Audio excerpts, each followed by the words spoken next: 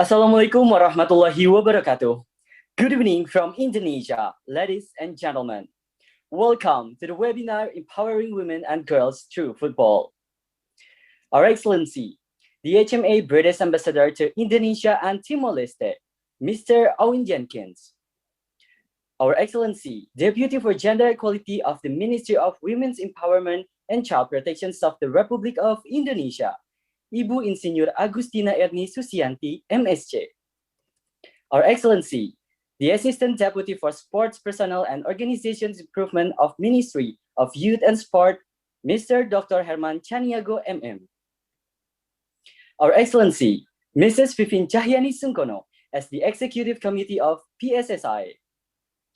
Our Excellency, Mrs. Maika Ira Puspita, as Viva Under-20 World Cup Lead Project Manager and PSSI's Vice General Secretary.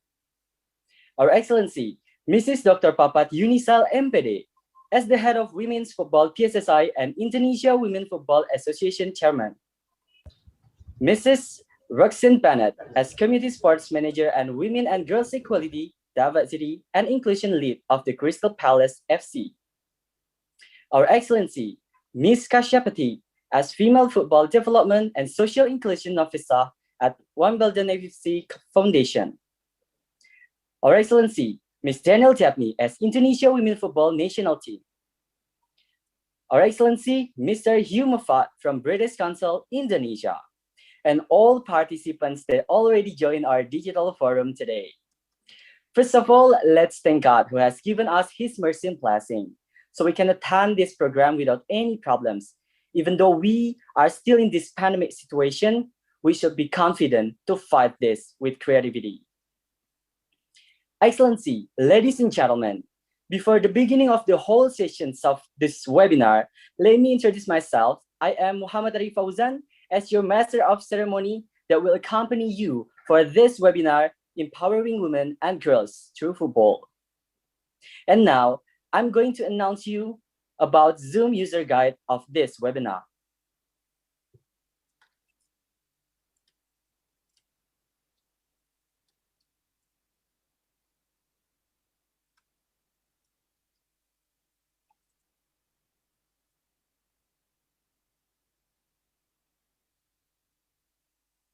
Sorry, could you please give the slide of Zoom user guide?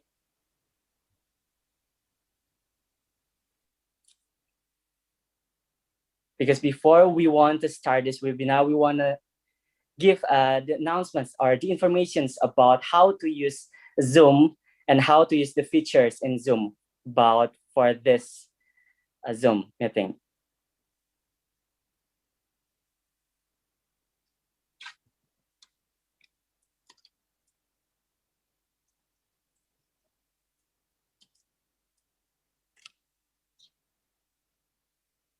All right, now we're going to now about Zoom user guide. First, house rules during Zoom meeting. The first one, when entering Zoom meeting, click join audio. Next, please participants to mute the microphone when you are not speaking, and please turn on your video for the whole durations of the meeting for the panelists. Please access Zoom for the stable internet network. Avoid accessing Zoom nearby other users without using headset because it may cause echo or feedback noise. And last, in order for this interpretation feature to be available in your devices, please make sure that you are using the updated Zoom application. Next. If you would like to listen to interpretations, please click interpretation. If there is no globe icon, please click the three dots icon. Choose English if you want to listen English interpretation, or choose Indonesian if you want to listen Indonesian interpretation. Next. How to use interpretation feature on mobile phone.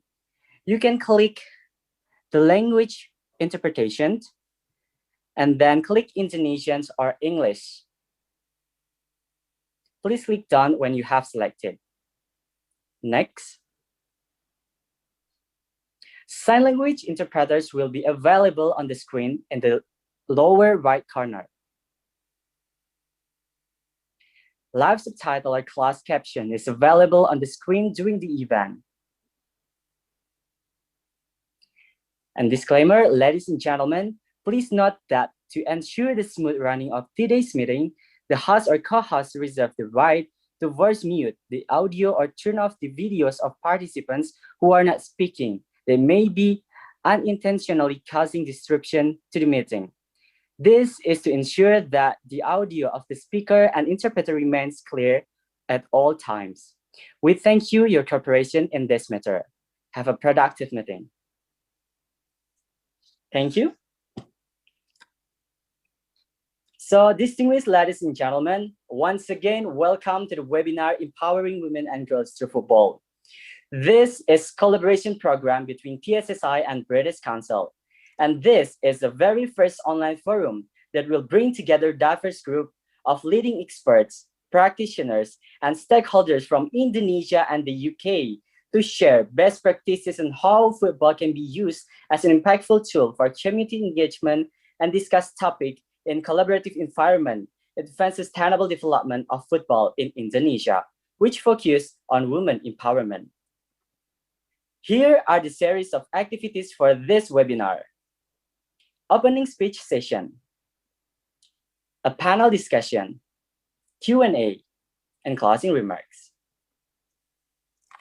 Moving to the first agenda, we would like to invite Mr. Owen Jenkins as the HMI British Ambassador to Indonesia and Timor-Leste to deliver his speech.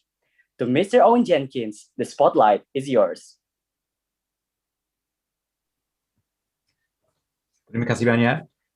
Selamat sore semuanya, and good morning to colleagues from the UK. It's fantastic to be here at this webinar, Empowering Women and Girls Through Football. And it's even better that this is part of a two-day football forum in collaboration between the British Council and PSSI, the Football Association of Indonesia. I know that there has been a huge amount of work that's gone into making today's and tomorrow's events happen. And I would like to thank everybody who's been involved, particularly the speakers, but also the participants for giving their time and for speaking on such an important theme. In particular, I'd like to thank Her Excellency, the Minister of Women's Empowerment and Child Protection, Ibu Igusti Ayu Bintang Darmawati. I'd like to thank Her Excellency, Deputy Minister for Gender Equality, Ministry of Women's Empowerment and Child Protection, Ibu Agustina Erni Susianti.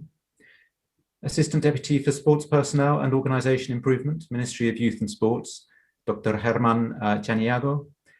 Executive Committee of Football Association of Indonesia, Ibu Vivin Cahyani, and all of the representatives, particularly from British clubs, for taking the time to be with us today. I'm sorry to see it's all South London representation. As a North Londoner, I think we could have done better, but never mind, we will crack on. But thank you for being here. And as a football fan myself, an Arsenal fan as it happens, I know that there has been such a surge in women's participation and in interest in women's football, and we've really seen that in Arsenal itself, which is, I think, been a really successful part of our team. And indeed, across England, women's football is the fastest growing sport in the country, and that's true, I think, both in terms of participation and in terms of interest. And that isn't just about sort of what happens on the pitch and in the club. It also happens behind the scenes and indeed in front of the cameras. So we're seeing more and more women professionals coming on screen, giving their opinion on the global game, giving their opinion on what's happening in football, and sharing their voice. And I think that's a fantastically positive development.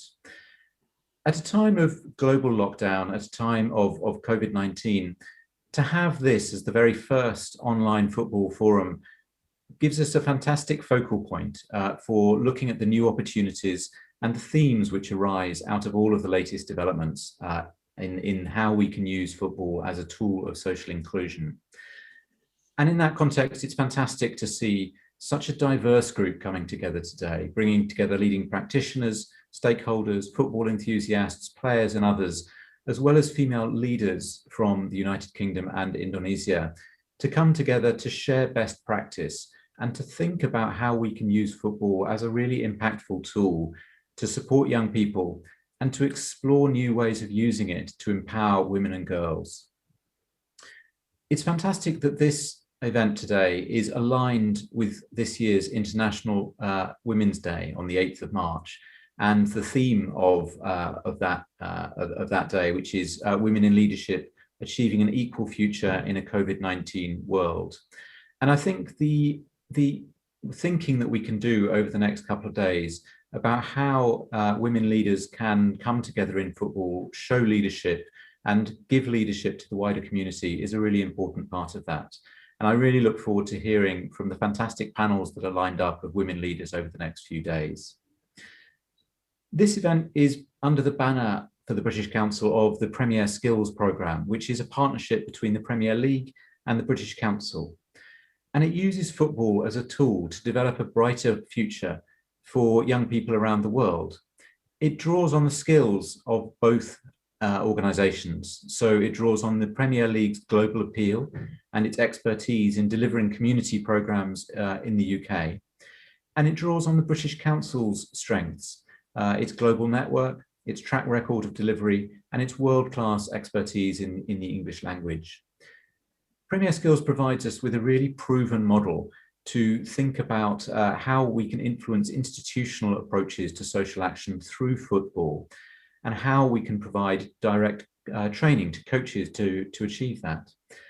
Premier Skills is tailored to each country, so the partnership with Indonesia is very focused on how this tool can best be used in this country to reach the most vulnerable in society. That includes women and girls, but has reached out beyond it to disabled communities and disabled young people. In Indonesia, I'm very proud that Premier Skills works in partnership with PSSI and is supported by the Ministry of Youth and Sports. And that's particularly important because the goal is to tackle some of the most pressing social issues through the power of football across gender, across disability, inclusion, education, and health. It has had some success, and I'm really pleased that 39% of the participants in Premier Skills are now female. In today's webinar, it's wonderful to welcome representatives from the football industry, from grassroots communities, as well as from the policy community and others, both in Indonesia and in the UK. This should give us a great opportunity to hear from footballers and key female leaders about how to take forward this critical work. For me, like many people, football is a never-ending source of conversation, and it can also be a fun and creative way of looking for solutions to some of society's most challenging issues. I look forward to the discussion today and tomorrow, taking us forward in that challenge, and I hope that the webinar goes extremely well. Thank you very much. Thank you, Mr. Owen Jenkins, for your inspirational speech. Moving to the next agenda, we would like to invite Mrs. Vivin Cahyani Sungkono as the Executive Committee of PSSI to deliver her speech. To Mrs. Vivin Cahyani Sungkono, the stage is yours.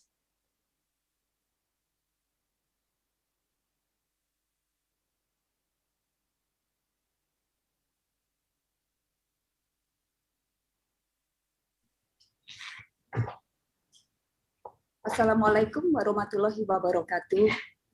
Selamat sore, salam sejahtera, salam kebajikan, dan salam olahraga.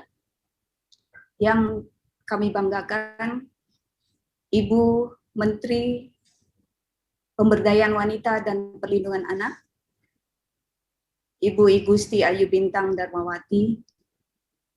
Yang kami banggakan, Ibu Insinyur Agustina Erni Susianti, Deputi Bidang Kesetaraan Gender dari Kementerian Pemberdayaan Wanita dan Perlindungan Anak, Bapak Asdep Tenor dari Kemenpora, Dr. Herman Caniago.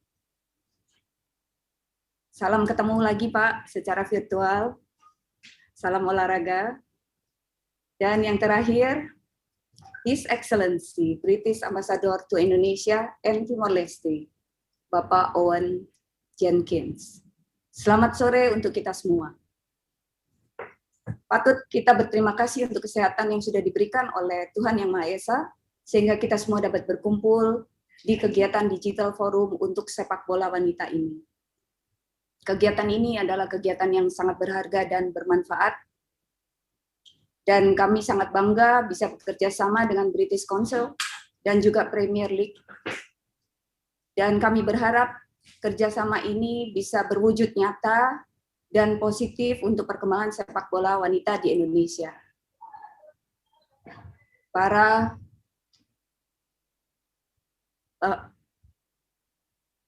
Dalam 2 hari ini, kegiatan akan dibagi dalam beberapa sesi yang bisa diikuti oleh para peserta. Sesi ini, peserta akan diundang secara khusus untuk mendengarkan paparan dari para profesional yang bergerak di bidang sepak bola, sehingga mendapatkan masukan yang sangat berharga bagi perkembangan sepak bola wanita di Indonesia. Teman-teman semua, mungkin tidak banyak dari kita yang mengerti bahwa sepak bola wanita di Indonesia telah ada sejak tahun 70-an. Bahkan saat itu PSSI telah membentuk tim nasional Indonesia yang ikut berkompetisi di ajang regional maupun di Asia. Hasilnya luar biasa. Pada saat itu Indonesia menempati peringkat keempat terbaik di Asia. Sungguh luar biasa dan hasil yang diperjuangkan itu tidak mudah. Kita sangat mengapresiasi prestasi yang sangat gemilang. Sebagai olahraga yang nomor 1 di dunia, sepak bola tidak hanya didominasi oleh kaum pria. Sepak bola juga menempati posisi yang sangat penting bagi sebagian besar wanita, terutama di Indonesia. Bahwa banyak pemerhati sepak bola dan penggemar sepak bola. Dengan sepak bola, kita bisa mempunyai jembatan menuju kesetaraan gender, persamaan hak untuk wanita di berbagai level sosial dan usia. Sepak bola sudah juga menjadi industri dan peluang karir bagi para wanita. Tidak hanya sebagai pemain sepak bola, tapi juga sebagai coaches, ada di tingkat kepelatihan, ada di official, dan juga di manajerial. Wanita di sepak bola Indonesia adalah suatu udara segar, dan sebagai salah satu pembuka pintu bagi mimpi bagi sekian banyak putri bangsa. Tanpa disadari, sepak bola wanita berkembang dalam heningnya. Jumlah pelaku sepak bola wanita dan semangat yang dimiliki masing-masing individu hadir seperti bunga rampai yang dapat dijumpai di mana saja. PSSI melalui program tim nasional telah membentuk tim nasional under 16 atau di bawah usia 16 dan tim nasional senior yang telah mengikuti berbagai kompetisi internasional. Setelah bangun dari tidur lamanya, mulai dari pertandingan internasional, kompetisi, kemudian maju di tingkat Asia, yang terakhir bahwa kami berbangga bahwa sepak bola wanita menjadi salah satu cabang olahraga yang berkompetisi di Asian Games tahun 2018 di Indonesia. Di tahun 2021 ini, Timnas juga akan berkompetisi di level Asia untuk kategori usia 17 tahun dan usia 20 tahun. Dengan berbagai pertandingan tersebut, posisi Indonesia yang tadinya tanpa peringkat di ranking FIFA, sekarang ke-78 dari 148 negara. Sungguh posisi ini tidak mudah untuk diraih. Tentu saja, perkembangan sepak bola wanita tidak hanya diikuti melalui kesertaan tim nasional di kegiatan internasional. Itu adalah target yang memang kita canangkan, tapi perlu ada kompetisi di tingkat level domestik, baik itu kompetisi amatir maupun kompetisi profesional, di mana klub-klub peserta diharuskan memenuhi standar klub licensing yang diberlakukan oleh Asian Football Confederation. Tidak hanya itu, program pengembangan sumber daya manusia melalui kursus-kursus pelatihan, kursus wasit, workshop, dan seminar juga diperlukan karena kompetisi yang sukses dan profesional memerlukan dukungan SDM yang berkualitas dan memiliki standar khusus.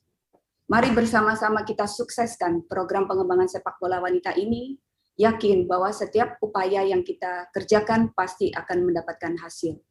Saya, Titin Sungkono, mewakili Ketua Umum PSSI. Saya juga anggota komite Eksekutif PSSI, dan juga Ketua Komite Sepak Bola Wanita, menyatakan bahwa kegiatan Digital Forum Empowering Women and Girls Through Football dinyatakan resmi dibuka. Sepak bola wanita. Ini saatnya kita ambil peranan dalam industri sepak bola dan kita tidak akan pernah berhenti. Juara tidak akan pernah berhenti. Salam olahraga. Terima kasih.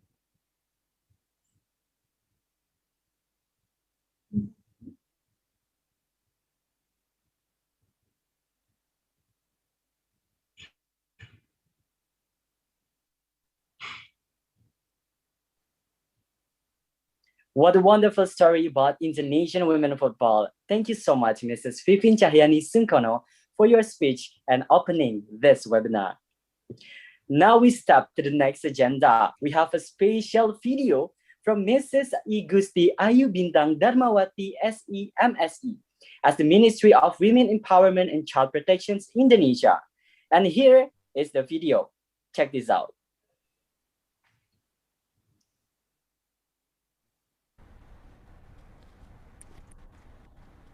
Assalamualaikum warahmatullahi wabarakatuh. Salam sejahtera untuk kita semua. Shalom, Om Swastiastu, Namo Buddhaya, salam kebajikan. Tentunya salam sehat bagi kita semua. Yang saya hormati Bapak Jainuddin Amali, Menteri Pemuda dan Olahraga Republik Indonesia. Terima kasih supportnya kepada atlet-atlet perempuan Indonesia. Bapak Owen Jenkins, Duta Besar Britania Raya untuk Indonesia dan Timur Leste, I would like to convey my highest appreciation for the commitment to empowering Indonesian women. Bapak Komjen Pol Muhammad Iriawan, Ketua Umum Persatuan Sepak Bola Seluruh Indonesia (PSSI), terima kasih banyak dukungannya karena telah memanfaatkan momentum Hari Perempuan Internasional pada tanggal 8 Maret 2021 lalu untuk memotivasi para atlet sepak bola perempuan, demikian juga para peserta forum diskusi. Pertama-tama, marilah kita panjatkan puji dan syukur kehadirat Tuhan Yang Maha Kuasa, karena atas berkah dan hidayahnya kita dapat berkumpul pada hari ini, meskipun secara virtual dalam acara Digital Forum yang mengambil tema Empowering Women and Girls Through Football. Tentunya merupakan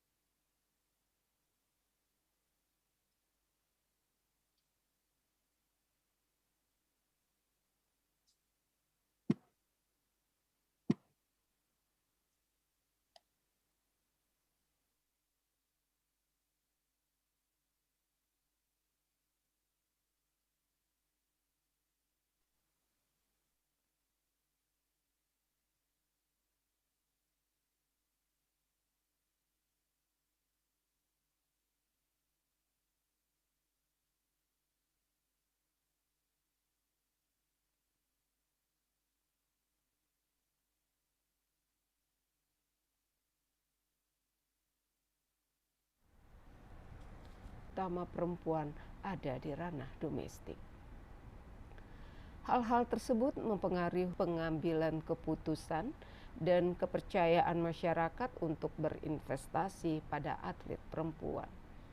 Tantangan-tantangan yang telah kita hadapi tersebut semakin berat karena terjadinya bencana non-alam wabah COVID-19.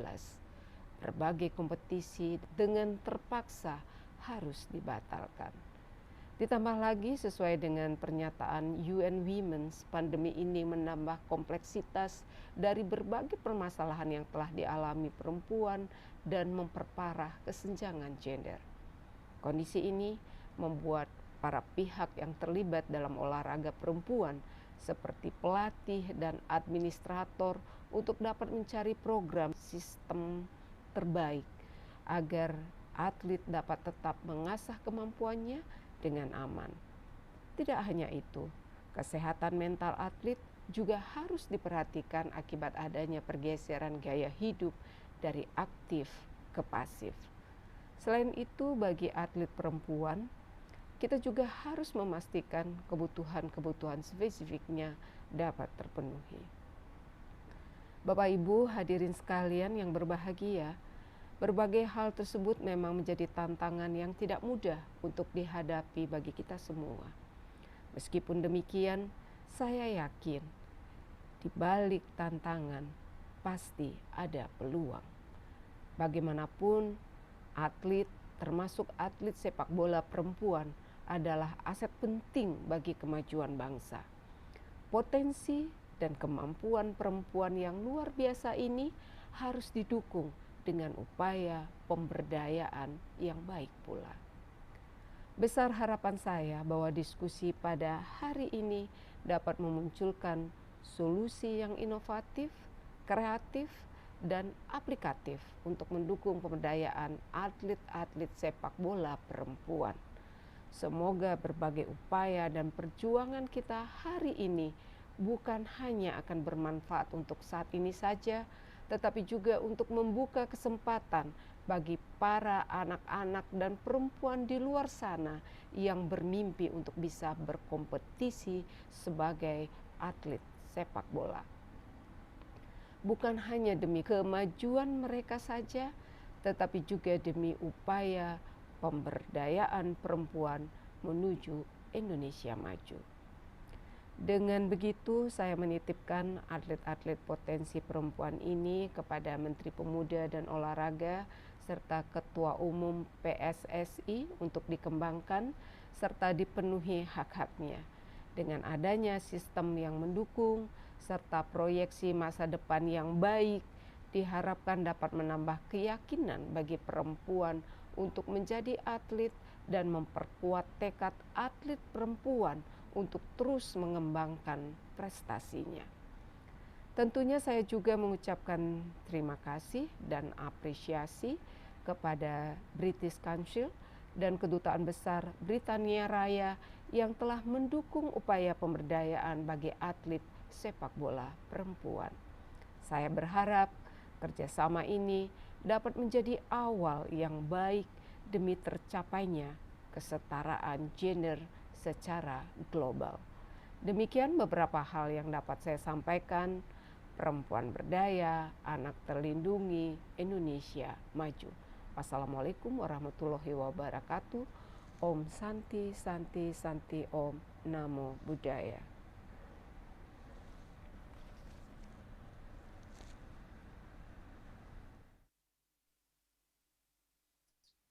What a wonderful and inspirational speech from the Mrs. Igusti Ayu Bintang Darmawati. Thank you so much. Now we move to the next agenda. We would like to invite Mr. Dr. Herman Chaniago, MM, as the Assistant Deputy for Sport Personnel and Organizations Improvement of the Ministry of Youth and Sports to deliver his speech. To Mr. Herman Chaniago, you may have the floor.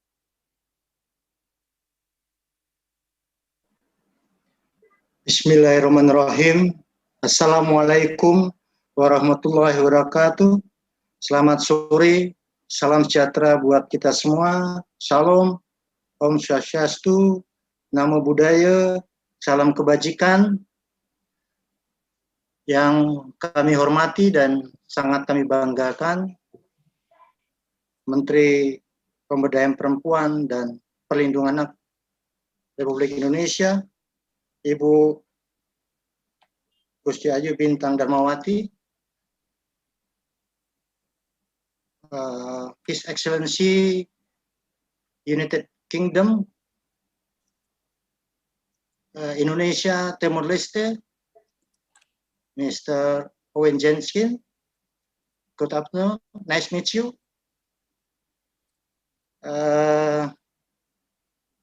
Yang kami hormati Ibu Insinyur Agustina Erni Susianti, Deputi Bidang Kesetaraan Gender, Kementerian Pemberdayaan Perempuan dan Perlindungan Republik Indonesia, Ibu Pipin Cahyani yang mewakili Ketua Umum PSSI, Ibu Maike Ira Puspita, FIFA U20 Watch Leader Project Manager and PSSI Vice General Secretary, Ibu Papat Yunisal MPD, Head of Women Football PSSI, and Indonesian Women Football Association Chairwoman, dan seluruh para peserta Digital Forum and Forum Women and Girl Truth Football yang kami banggakan. Pada kesempatan ini, kesempatan yang berbahagia, pertama-tama marilah kita panjatkan puji dan syukur kehadirat Allah Subhanahu wa Ta'ala, Tuhan yang Maha Esa, yang telah memberikan karunia-Nya kepada kita sekalian, sehingga pada hari ini kita dapat bersama-sama bisa menghadiri rangkaian kegiatan Digital Forum dengan tema Empowering Women and Girl Truth Football. Pada kegiatan yang diselenggarakan PSSI yang bekerja sama dengan British Council, kami secara pribadi maupun secara institusi senantiasa berdoa semoga semua yang mengikuti Digital Forum ini dalam keadaan sehat walafiat. Semoga Allah Subhanahu wa Ta'ala, Tuhan yang Maha Esa, berkenan melimpahkan rahmat dan ridho-Nya kepada kita semua yang hadir di sini maupun masyarakat olahraga di seluruh pelosok tanah air. Amin, amin, amin ya Rabbal Alamin.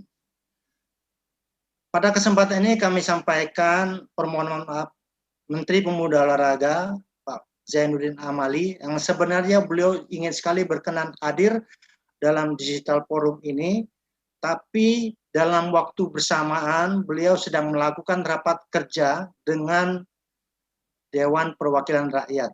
Oleh karena itu beliau menyampaikan salam hormat dan salam apresiasi yang sangat luar biasa terhadap kegiatan Digital Forum ini. Kementerian Pemuda Olahraga sangat berbahagia dan senang sekali bisa hadir di tengah-tengah peserta sekalian. Dan perlu kami tegaskan di sini bahwa Bapak Ibu sekalian merupakan ujung tombak misi pelaku olahraga di Indonesia dalam membina olahraga prestasi di tingkat nasional maupun di daerah, bahkan internasional, terutama dalam cabang olahraga sepak bola. Tidak lupa kami ucapkan selamat datang dan terima kasih kepada seluruh peserta yang hadir saat ini, di mana pada sore hari ini sudah sudi untuk berproses bersama dalam Digital Forum untuk bersama-sama kita juga memperingati Hari Perempuan Sedunia pada tanggal 8 Maret yang lalu, dan sekaligus guna meningkatkan peran serta para perempuan dalam olahraga, khususnya cabang olahraga sepak bola. Bapak Ibu, para peserta sekalian yang kami hormati, salah satu cara untuk meningkatkan peran serta perempuan dalam sepak bola ialah melalui dan mempersiapkan sumber daya manusia sepak bola wanita. Banyak sekali peran yang dapat dilakukan oleh perempuan dalam olahraga sepak bola, di antaranya dengan menjadi pelatih, wasit, ya, pengawas pertandingan, measure, psikolog, dan lain-lain. Kondisinya ada di Indonesia. Kondisi yang saat ini ada di Indonesia, sepak bola wanita telah mulai berkembang. Namun untuk mencapai cita-cita kita bersama dalam meningkatkan peran serta perempuan melalui olahraga sepak bola, masih banyak pekerjaan rumah yang harus kita selesaikan. Peran serta perempuan dalam dunia sepak bola Indonesia, saya rasa masih kalah dengan negara lain. Padahal potensi yang dimiliki Indonesia untuk meningkatkan peran serta perempuan sangatlah besar. Setidaknya dalam masalah kualitas dan kuantitas, kita masih dianggap mampu bersaing. Namun masih banyak hal-hal yang menjadi penghambat dalam usaha ini. Salah satunya adalah budaya yang ada di Indonesia, bahwasanya dianggap tabu apabila seorang wanita yang lekat dengan karakter lemah lembut harus ikut berkecimpung dalam kegiatan olahraga yang dikatakan olahraga keras. Belum lagi budaya di Indonesia sering dianggap tabu saat seorang wanita sebagai pelatih bagi kesebelasan misalnya sepak bola pria. Di Indonesia masih dianggap aneh dengan adanya budaya tersebut. Selayaknya kita harus berusaha meyakinkan bahwa keadaan tersebut merupakan bukan hal yang tabu lagi, namun melainkan suatu keadaan di mana nyata perempuan memiliki kesetaraan dalam memilih profesi dalam masyarakat sosial. Bapak Ibu sekalian, kami sampaikan pemerintah melalui Kemenpora siap memfasilitasi cita-cita kita ini untuk lebih meningkatkan peran serta perempuan melalui sepak bola dengan berbagai program yang telah disiapkan oleh Kemenpora bekerja sama dengan PSSI ataupun program-program yang nantinya dikerjasamakan dengan Kemenpora. Salah satu kegiatan yang akan dilaksanakan tahun ini adalah pelatihan pelatih lisensi C wanita yang dikerjakan Kemenpora bekerja sama dengan PSSI dan pelatihan pelatih lisensi D nasional yang dilaksanakan melalui dana dekonsentrasi yang akan didistribusikan ke 34 provinsi. Nantinya dalam kegiatan pelatihan dana dekonsentrasi tersebut kita akan melibatkan kaum perempuan untuk berpartisipasi mengikuti pelatihan dimaksud. Kami berharap dengan program ini nantinya Kemenpora bersama dengan PSSI dan masyarakat umumnya dapat bersama-sama memajukan peran serta perempuan dalam sepak bola. Karena kita tahu juga bahwasanya dengan semakin ketatnya persaingan sepak bola pria di dunia saat ini, bisa jadi sepak bola wanita menjadi alternatif Indonesia untuk dapat berprestasi di kancah internasional. Demikian beberapa hal yang dapat kami sampaikan. Mohon maaf apabila terdapat kekurangan di sana sini. Terima kasih. Wassalamualaikum warahmatullahi wabarakatuh. Salam olahraga. Terima kasih. Thank you.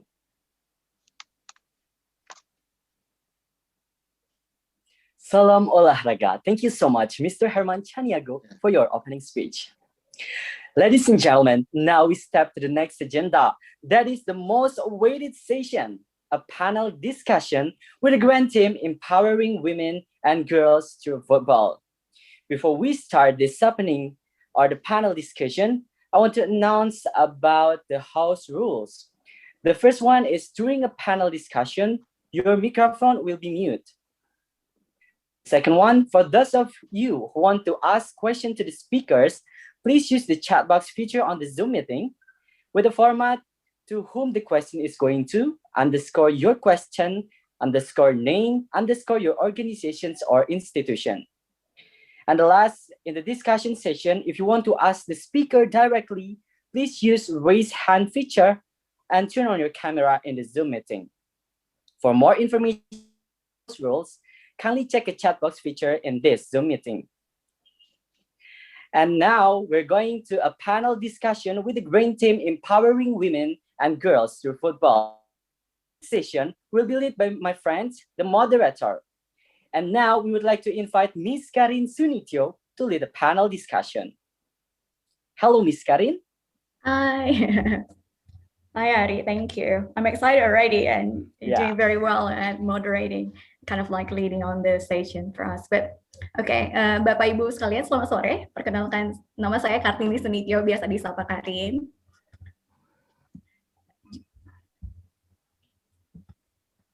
Jadi saya mohon izin untuk menggunakan dua bahasa karena saya mewakili dua negara di sesi diskusi kali ini.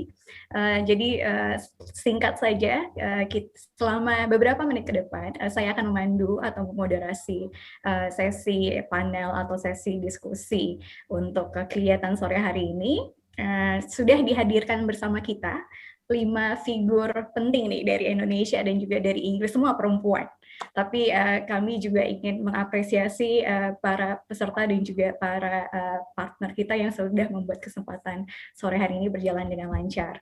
Begitu. Tadi sudah disampaikan, seperti di lapangan sepak bola ada peraturannya. Jadi ada peraturan untuk bagaimana kita memaksimalkan waktu selama diskusi panel sore hari ini.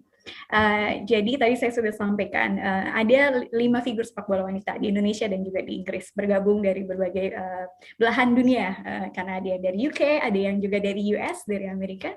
Bersama-sama selama beberapa menit ke depan kita akan mengenal lebih jauh mengenai sepak bola wanita, peranan sepak bola wanita, potensi dan kepemimpinan para wanita juga perempuan ataupun anak-anak perempuan di dalam pengembangan sepak bola, dan bagaimana kecintaan para narasumber kita nih akan sepak bola. Begitu. Jadi nanti akan ada 5 presentasi ataupun cerita yang secara berurutan akan ditampilkan. Begitu. Lalu sambil presentasi, saya sebagai moderator akan memonitor pertanyaan di chat box seperti itu. Hanya ingin mengulang. Lalu di Indonesia ada pepatah tak kenal maka tak sayang. Jadi kita kenalan dulu nih. Ada sudah hadir di layar yang berbeda 5 narasumber. Saya mohon izin Ibu dan juga rekan-rekan sekalian untuk memperkenalkan. Jadi yang pertama tim Indonesia dulu, Ibu Meike Ira Puspita. Beliau merupakan FIFA Under-20 World Cup League Project Manager dan juga PSSI Vice General Secretary. Sedikit tentang beliau, Ibu Ira sebenarnya merupakan former anchor for national television on the FIFA, as I mentioned, the FIFA U20 World Cup League Project Manager, and now being very active in advocating some key priorities on women's development program. Dan juga telah hadir dengan kita Ibu dosen dan juga Ibu kebanggaan kita semua, Ibu Dr. Papat Yunisal, MPD, Head of Women's Football PSSI, dan juga Indonesian Women Football Association Chairwoman. Dan kalau yang belum tahu, Ibu Pat sebenarnya ex-national team player di living legend who scored the goal and give us a silver medal for Indonesia in 1982, and also former PSSI Executive Committee football coach. And a current PSSI Head of Women's Football Development. Bagus banget. Lalu yang berikutnya saya juga ingin memperkenalkan ada Daniel Devnin atau Didi yang bergabung dari Oregon, dari US. Saya panggil Didi ya. Jadi Didi merupakan Indonesian, salah satu pemain sepak bola perempuan yang masih aktif. Now studying at Oregon State University with an academic scholarship majoring for environment, economics, and policy major. Didi has started her competitive football since when she's 12 years old with other boys team and become the only girl in the squad, which is very great back then, and participated in J Green Dream Camp, Osaka, Japan, and also one of her national remarks is started in 2018 with a match against Thailand that became very regular, calling many international tournaments for Indonesia women national team back then, including the AFF Women Championship. Jadi that's the Indonesian squad, tim Indonesia. Sekarang saya ingin memperkenalkan 2 teman saya yang jauh-jauh bergabung dari Inggris, ada Roxanne Bennett dan juga Kasia Petit. Roxanne Bennett, Community Sport Manager and Women and Girls Equality, Diversity and Inclusion Lead from Crystal Palace Football Club. A little bit more about Roxanne. Roxanne has 20 years experience in sport coaching and football development. Previous roles include working at Fulham FC, the David Beckham Academy, which is very famous here in Indonesia as well, Arsenal Soccer School, Oman, and the Football Association. And also, last but not the very least, Kasia. Kasia is Female Development and Inclusion Officer, overseeing the Premier League kicks and community projects on providing coaching and development pathways of football to teenage girls. Kasia also played grassroots football for 17 years, including for QPR women and previously QPR girls to the Mayut program, and also qualified coach for 11 plus years. I now to become a qualified UAFEB coach and continue to grow women and girls football between school, recreation, and grassroots. So that's a little bit, just a quick introduction because I don't want to refill too much. Without further ado, apa yang ingin saya lakukan adalah mempersilahkan para narasumber kita untuk memberikan inspirasi ceritanya dan berbagi paparan. Mungkin saya mohon izin untuk saya berikan ke Ibu Ira, nanti dilanjutkan dengan Ibu Papat, dan juga ke Roxanne dan juga Keisha, lalu nanti terakhir Didi. Setelah itu kita akan coba diskusi bersama-sama. Ibu Ira, mungkin saya mohon izin, saya persilahkan layarnya ke Ibu, dan untuk teman-teman silahkan menikmati diskusinya. Terima kasih. Terima kasih Mbak Karin. Yeah, thank you so much for the introduction. So it is a very honor for everyone in PSSI to have such an extraordinary collaboration, forming a digital forum entitled Empowering Women and Girls Through Football. This is actually has opened a lot of discussion since this morning. This morning I've been sharing my presentation about what does women football means in Indonesia, and it has opened up a lot of discussion, a lot of ideas has been pouring out. We have people from throughout Indonesia screaming out what can we do to improve and develop women football in the future. And of course, this has been such an inspiration and such an eye-opener, and also brings a different perspective from all of us here at the PSSI, because actually right now we are also gearing up and in the preparation stage for the upcoming tournament. We have the Genesis in June, and then we have the AFF under 15, under 18 championship. We have the AFC qualifiers, as well as the SEA Games later on in Vietnam, in Hanoi, Vietnam. So there are a lot of things that we can do, and this has definitely opened up a forum of discussion, and we are very excited to have this discussion to develop further on for the next 2 days. So that's it from my side, and I'm going to pass on back to you, Karin. Thank you. Thank you, Wira. Thank you so much. I think if it's okay, I would like to invite Ibu Papat, who's so ready to tell more about the, like the Indonesian football,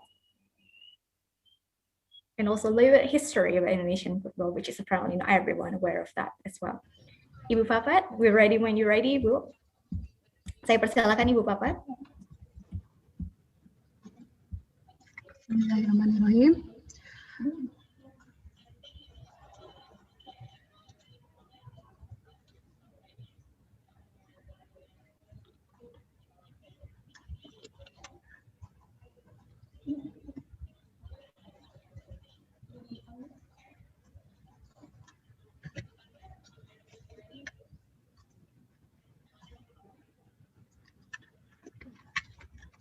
Bismillahirrahmanirrahim. Assalamualaikum warahmatullahi wabarakatuh. Selamat sore untuk rekan-rekan di Indonesia. Juga selamat pagi untuk rekan-rekan di Inggris. Salam sepak bola. Baiklah, kami akan mengawali. Yang terhormat Ibu I Gusti Ayu Bintang Darmawati, SE, MSI, sebagai Menteri Pemberdayaan Wanita dan Pelindungan Anak yang sudah mendukung, support, dan terhadap sepak bola wanita. Terima kasih, Bu. Juga Ibu Insinyur Agustina, Deputi Bidang Kesetaraan Gender di Kementerian Pemberdayaan Perempuan. Yang terhormat juga Bapak Dr. Herman Saniago MM, dari Asisten Deputi Peningkatan Tenaga dan Organisasi Olahraga Kemenpora. Juga ada dari British Ambassador untuk Indonesia dan Timur Leste, Bapak Owen Jenskis. Thank you. Yang terhormat Ibu Pipin Cahyani Sungkono, anggota Komite Eksekutif PSSI dan Ketua Komite Sepak Bola Wanita. Yang terhormat juga Ibu Meike Ira dari Wakil Sekretaris Jenderal PSSI dan juga leader Project Piala Dunia U20.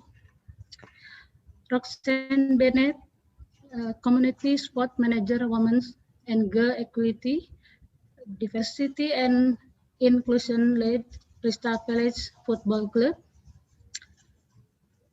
Casa Petit, Female Football Development and Social Industry Officer, Wimbledon EFC Foundation.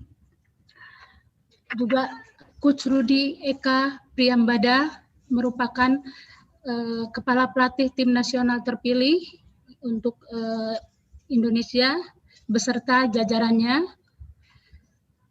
para pelatih dan praktisi akar rumput, para pemain tim nasional sepak bola Indonesia yang saya cintai, dan di sini ada salah satunya adalah Daniel Dapin yang juga akan bergabung bersama sesi webinar ini.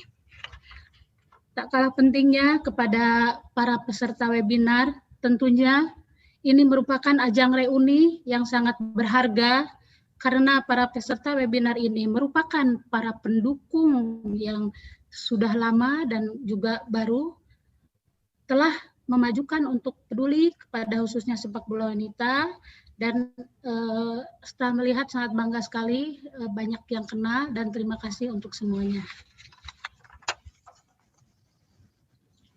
Baiklah, saya akan memaparkan materi untuk informasi yang terkait sejarah dalam sepak bola wanita dan juga program dari strategi untuk program sepak bola wanita yang melalui Departemen Teknik Sepak Bola Wanita di PSSI yang kita cintai.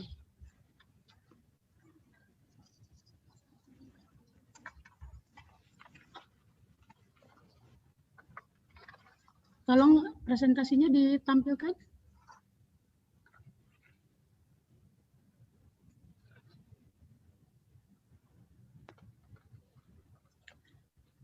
Tolong presentasinya ditampilkan.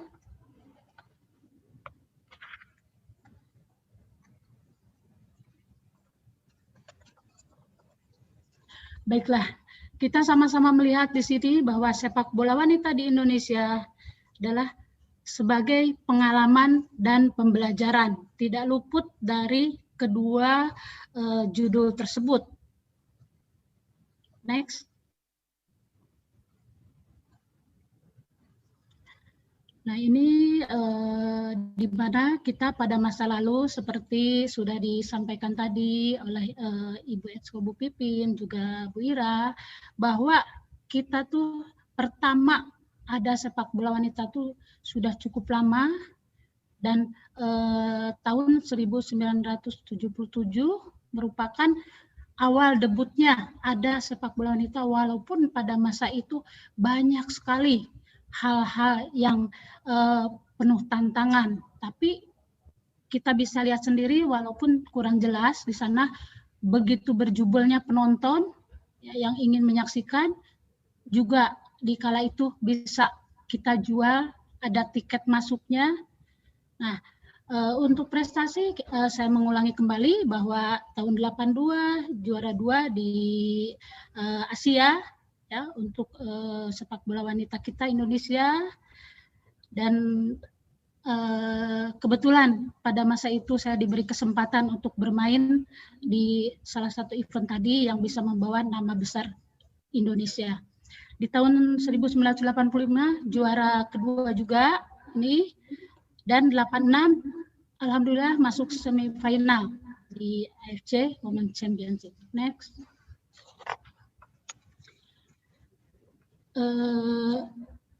Sepak bola wanita bukan olahraga baru. Sekian puluh tahun lalu kita mendapatkan keceriaan, semangat, dan karir sepak bola wanita itu telah hadir di Indonesia. Era digital memang memberikan nuansa dan sentuhan berbeda. Dulu pemain punya visi misi dan perangkat pertandingan berada di dunia sepak bola wanita dengan satu cinta terhadap olahraga itu sendiri. Kini dukungan yang makin maju, ditambahnya juga dengan media sosial, membuat kita tertantang untuk menjadi bagian dari perkembangan sosial budaya dan juga teknologi, menuntut kita untuk menjadi profesional. Tentunya bagaimana, nah dengan tadi banyak yang mendukung, terima kasih juga dari pemerintah, dari juga di British dan lainnya. Semoga apa yang diagendakan, diharapkan ini bisa terlaksana dengan baik. Dalam era sunyi hadir ketika sepak bola wanita berkompetisi hanya di level ASEAN. Ketika pemberitaan mengenai sepak bola wanita kalah oleh gagap gempitannya sepak bola pria. Berbagai kompetisi di tingkat ASEAN diikuti sejak tahun 80. Di tahun 2018 PSSI mengikuti kompetisi tingkat dunia yaitu Paralimpiade di Ramlah yaitu di Palestina. Walaupun pada masa itu adanya tentang bagaimana tantangan dan ada takut adanya terjadi sesuatu karena untuk berangkat ke negara Palestina itu tidak mudah. Tapi berkat kita semangat, kita gigih, kita percaya diri, dukungan dari pemerintah juga yang selalu mensupport, akhirnya kita bisa untuk mengikuti event itu. Alhamdulillah kita lolos ke putaran kedua yang diikuti Jordan, Indonesia, Maladewa, dan Palestina, dan kita bisa mengalahkan tuan rumah Palestina. Nah, untuk babak kedua kita belum diberi kesempatan untuk berlanjut, itu di Myanmar kita kalah, belum beruntung, masih banyak yang harus disiapkan. Asian Games 2018 kita ada juga multi event, alhamdulillah kita bisa ikut dua, yaitu Asian Games di Palembang dan juga SEA Games di Filipina. Itu suatu kebanggaan, pengalaman, dan kita harus mengambil bagaimana diberi kesempatan ikut ajang sehingga kita bisa mempersiapkan sejauh mana kekurangan kita dan sejauh mana kelebihan lawan-lawan kita. Kita juga ikut kualifikasi AFC U16 2019 itu di Kirgistan, yang mana juga itu tidak mudah, yaitu tantangan itu pasti bagi khususnya sepak bola wanita Indonesia, dan itu tentunya berkat kerjasama semua yang kita dapatkan.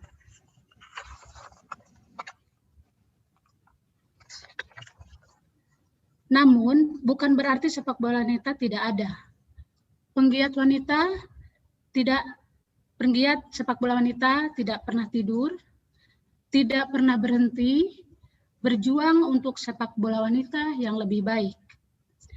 Sepak bola adalah makhluk yang pantang menyerah.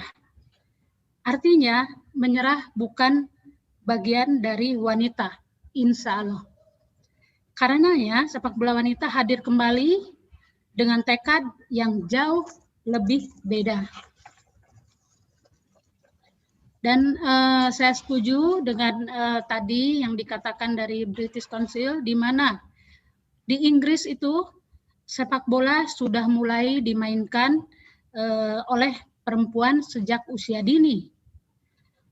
Harapan saya juga di Indonesia akan menjadi demikian, di mana tingkat partisipasi perempuan bisa meningkat dan juga bisa di grassroots itu bisa kita di-mix usia maksimal 12, jadi ada motivasi kita bisa sama-sama latihan dengan putra. Namun itu juga harus dijembatani, dikawal oleh pelatih-pelatih yang profesional, yang sudah legalitas, mempunyai license yang standar dari AFC atau FIFA. Next.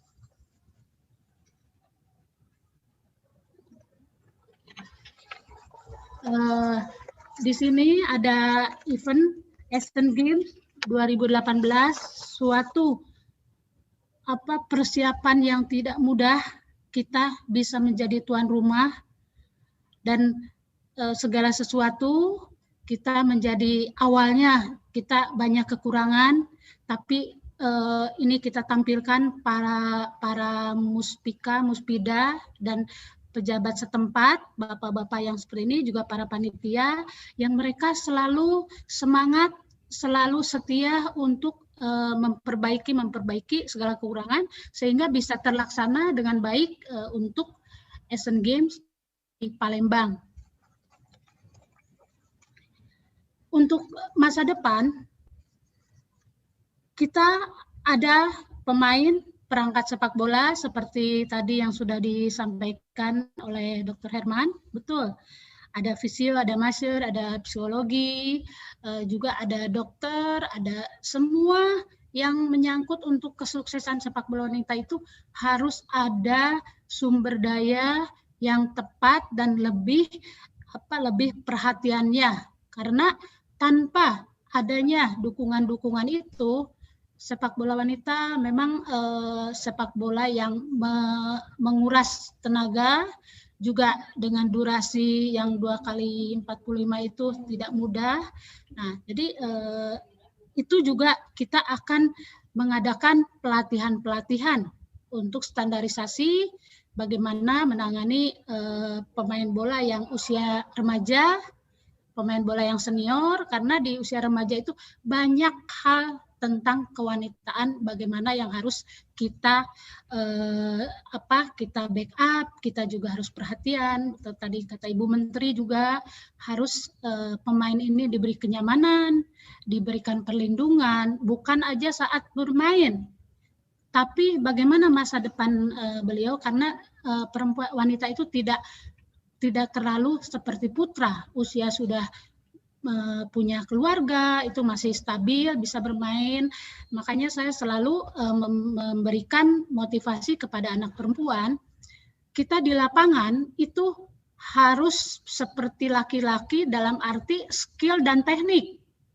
Ya, jangan segan-segan, harus anggun, tapi di luar lapangan kembalikan bahwa kita seorang citra perempuan yang punya dalam feminim, dalam percontohan, karena bukan berarti kita juga harus main-main lebih bagus, tapi kita pikirkan juga bagaimana jangan sungkan-sungkan di lapangan untuk menampilkan apa yang bisa akrobatik tentang sepak bola, karena kalau hanya mengandalkan pelatih, kita juga harus latihan sendiri bagaimana kemampuan kita, insya Allah bisa.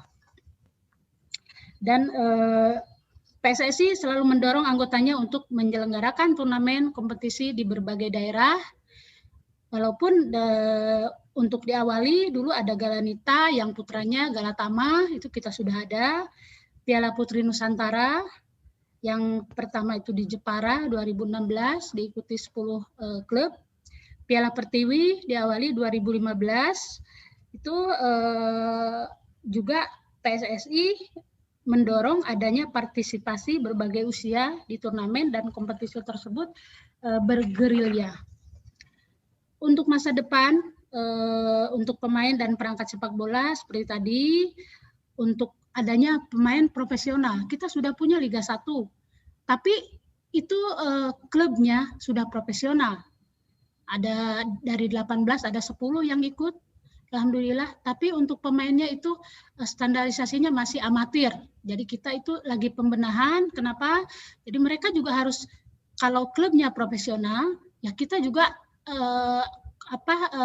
untuk kebutuhan mereka, kompensasi itu harus profesional, namun tidak mudah. Kembali lagi, nanti kita akan merancang secepat mungkin, semoga dari dukungan-dukungan semua kita bisa terlaksana dengan baik. Next. Ini mungkin hanya ditampilkan bahwa 2020 sampai 2022 kita punya kompetisi profesional jangka panjang.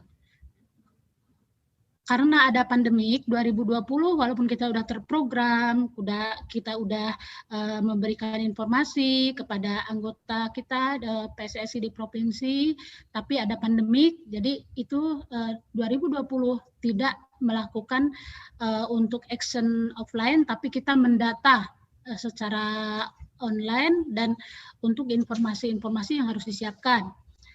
Dalam Pertiwi provinsi, regional, dan nasional. Jadi yang ikut itu mereka tidak langsung di nasional. Jadi mereka harus mengadakan dulu di regional, nanti juaranya baru ikut di nasional. Dan kemarin juga kita ada 10 tim, ada 4 playoff, yang mana playoff itu mereka punya, tapi tidak mengadakan kompetisi di daerahnya. Jadi itu kita ada dikasih kesempatan untuk ikut. Juga tim sekolah bekerja sama dengan Kemendikbud, seperti kemarin juga ada GSI, Gala Siswa Indonesia, yang merupakan banyak sekali peminatnya. Insya Allah kami juga sudah koordinasi bahwa tahun ini mudah-mudahan berjalan. Ada Gala Siswi, itu usia SMP, juga ada PPLM dengan Kemenpora, itu usianya lulus SMA, dan alhamdulillah dikuliahkan secara gratis. Selain bermain bola secara prestasi, mereka dikuliahkan secara gratis. Jadi itu yang sangat kita harapkan untuk pemain, untuk orang tua, juga oleh komunitas-komunitas yang mana tidak hanya bermain bola. Ini untuk masa depannya, bekerjanya, dan bagaimana. Dan sudah ada beberapa universitas yang secara gratis juga untuk kuliah kalau memang itu ada rekomendasi berprestasi. 2021 kita harapkan ada pemain profesional, ada degradasi 2 klub terbawah, dan perkenalan klub, licensing. Untuk perkenalan klub ini dalam timnas juga 10 peserta pemain amatir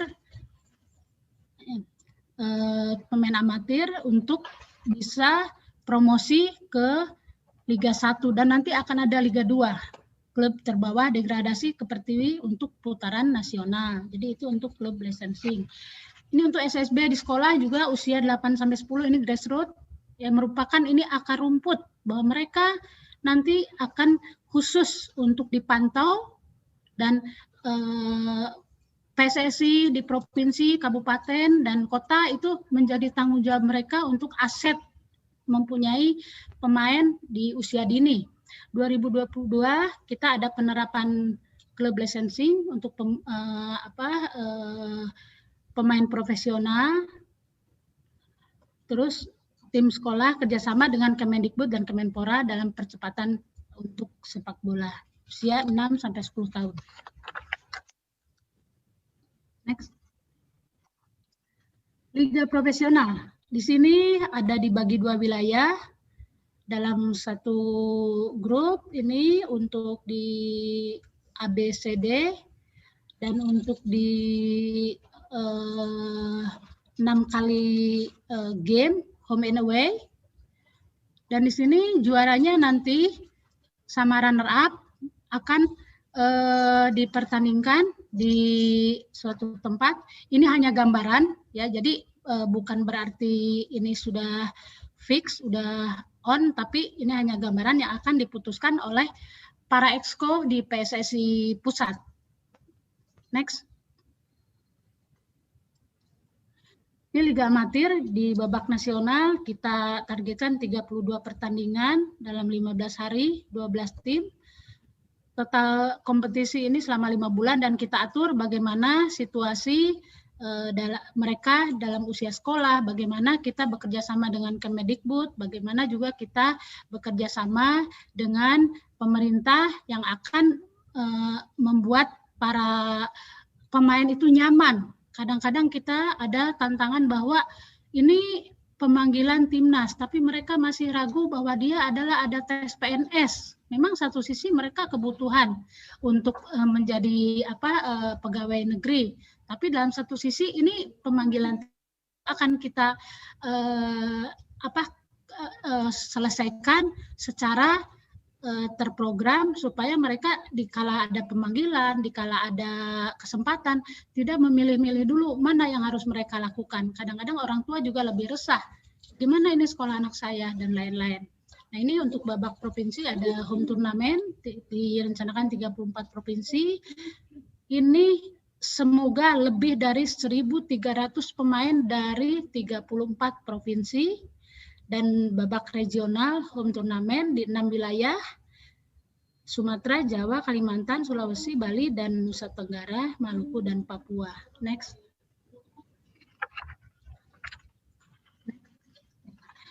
Ini adalah mereka, kita lihat dengan enjoy di Palestina, di ruang ganti. Kenapa kami tampilkan? Bahwa sebetulnya di dalam hati para pemain itu teringatnya bagaimana lawan kita. Apakah kita akan kebobolan banyak, apakah kita bisa untuk menang, ya. Nah, ini juga makanya mereka diberikan enjoy untuk sebelum pertandingan. Nah, ini juga dikala di lapangan di Vietnam 2008. Next.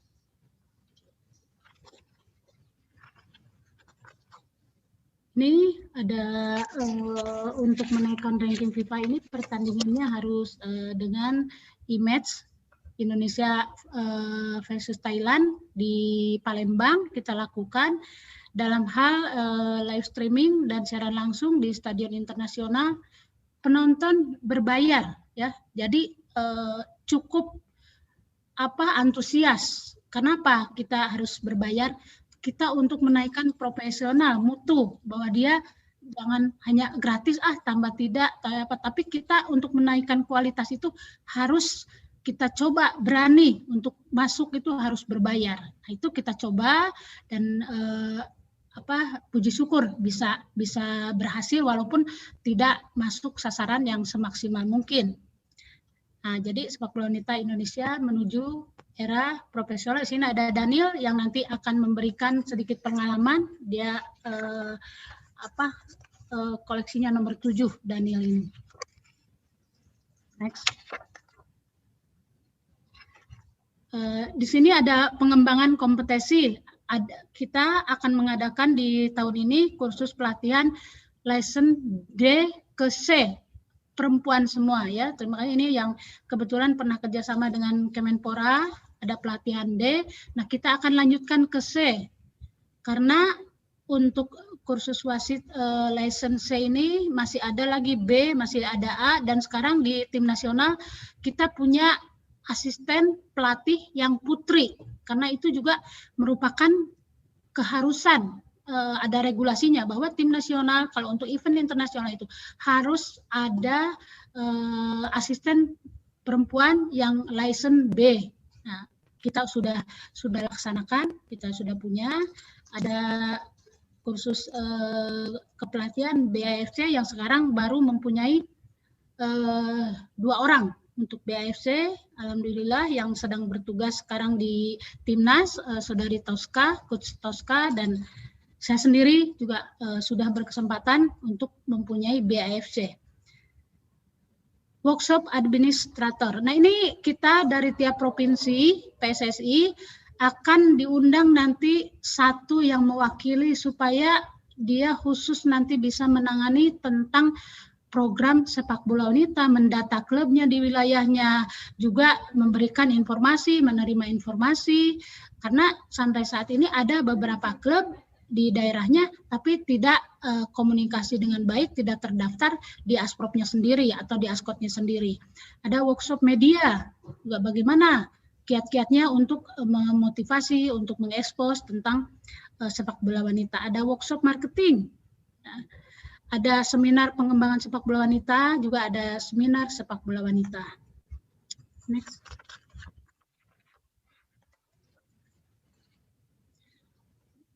Ya, next ini mungkin harus secara detail nanti, ya. Bisa tampil dulu. Ini strategi sepak bola wanita juga, ini next, ya. Ini dalam strategi sepak bola wanita, program, target, dan timeline. Ini ada departemen khusus kerjasama untuk lintas departemen. Jadi kami tidak hanya di sepak bola wanita, tapi ada beberapa bagian departemen teknik dan departemen lain tetap menjadi bagian dari untuk kemajuan, perkembangan tentang sepak bola wanita, kerjasama dengan Football Family. Nah, di sini ada pendataan klub, pemain, pelatih, wasit, manual, regulasi. Nah, ini yang tadi kita ada administrator di tiap provinsi.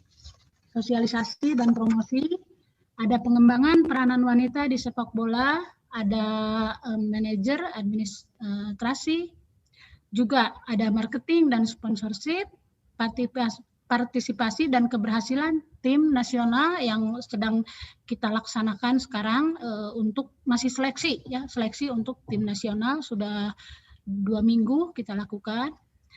Pengembangan kualitas pelatih dan wasit. Next.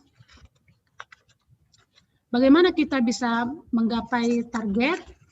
Ini ada pembinaan dan pengembangan, tentunya tadi sinergis untuk dibantu dengan pemerintah, ya, dengan beberapa terkait ada percepatan prestasi, ada juga dengan komunitas-komunitas, ada juga dengan masyarakat yang memang beliau punya andil, ya, seperti mantan legend pemain sepak bola atau guru dan lain-lain, dan memperkenalkan, mensosialisasikan pertandingan, yang mana pertandingan itu nanti ada beberapa, ada Liga 1, Liga 2, juga ada Pertiwi. Nah, dalam strateginya itu komunikasi dan komersial.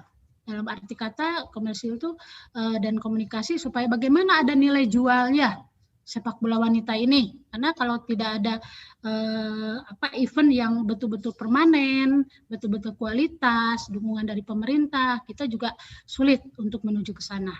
Dan peranan wanita itu banyak, harus selalu memperkenalkan, selalu memperlihatkan apa yang kita punya, harus melaunchingkan dulu supaya orang lain bisa mengenal. Jadi artinya kita harus jemput bola, jangan nunggu orang siapa sih sepak bola wanita, tapi kita ajak untuk partisipan mencintai, mengenal sepak bola wanita, meningkatkan dan menjaga peranan positif sepak bola wanita.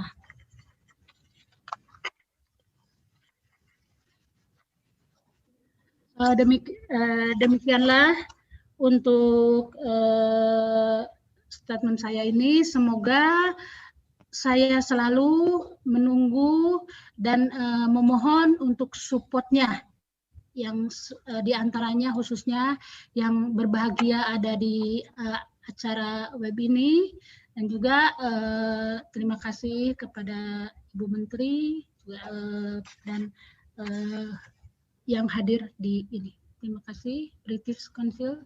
Assalamualaikum warahmatullahi wabarakatuh.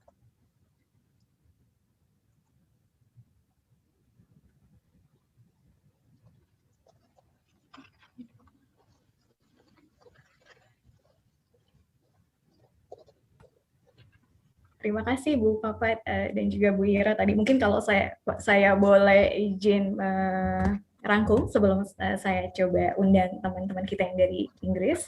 Tadi ada poin yang semuanya menarik, dan harapannya semua yang sudah hadir bisa lebih mengenal, dan banyak sekali ya sebenarnya informasi yang mungkin sangat-sangat baru. Di antaranya tadi Ibu Ira sampaikan bahwa program pengembangan sepak bola wanita di Indonesia merupakan salah satu program prioritas di PSSI, dan kaitannya juga untuk persiapan timnas dan juga beberapa program internasional PSSI. Dan yang sangat-sangat menarik, saya catat dari paparan Ibu Papat adalah betapa evolusioner yang sudah dilakukan dari tahun 1977 tadi pertama kali. Saya belum lahir tuh, jadi bahkan sudah dimulai, dan kita belum banyak yang tahu ya Bu, dari 1977 sebenarnya wanita hebat Indonesia sudah ada di kancah internasional sepak bola.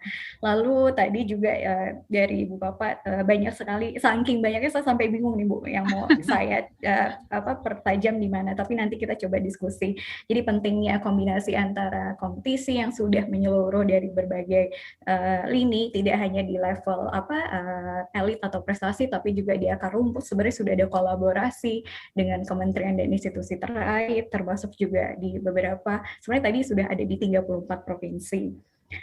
Dan pentingnya ada dukungan dan peranan orang tua tadi saya mencatat, karena banyak sekali yang kaitannya dengan pandangan masyarakat luas bahwa yang boleh main bola tuh laki-laki aja loh, padahal tidak seperti itu. Nanti kita akan coba kupas lebih dalam. Lalu juga sudah disampaikan secara struktur dan strategi sudah ada dari PSSI. Tadi ada beberapa pertanyaan, saya harap sudah terjawab secara langsung mengenai poin-poin penting yang coba disampaikan oleh PSSI, dan senang bisa mendengar bahwa sudah ada klub atau ladies team di Liga 1 juga di Indonesia saat ini. Lalu 2 poin terakhir yang saya juga mau coba sampaikan adalah betapa pentingnya kolaborasi di internal asosiasi dan juga federasi yang menggunakan pendekatan yang mungkin lebih interaktif tadi dan juga secara jangka panjang. Yang terakhir, tadi saya suka sekali Bu Papat menyampaikan tentang football family ya Bu. Jadi family merupakan salah satu poin yang paling penting di Indonesia. Iya, betul. Harta yang paling berharga katanya keluarga begitu. Ya, jadi pendekatan football family kami juga sangat mengapresiasi, dan yang saya juga catat adalah bahwa ada unsur peningkatan peranan ataupun menjaga peranan positif sepak bola perempuan, baik di dalam lapangan atau di luar lapangan yang tadi Ibu sampaikan. Mungkin itu dulu, saya coba tangkum, ada beberapa pertanyaan saya coba catat dulu. Yang sudah dinanti juga di layar yang terpisah, saya coba undang. I would like to give the opportunity now to my UK friends, Roxanne and also Kasia. So we already hear some of Indonesian story, so we'd like to invite you ladies to take the spotlight. Thank you. Over to you.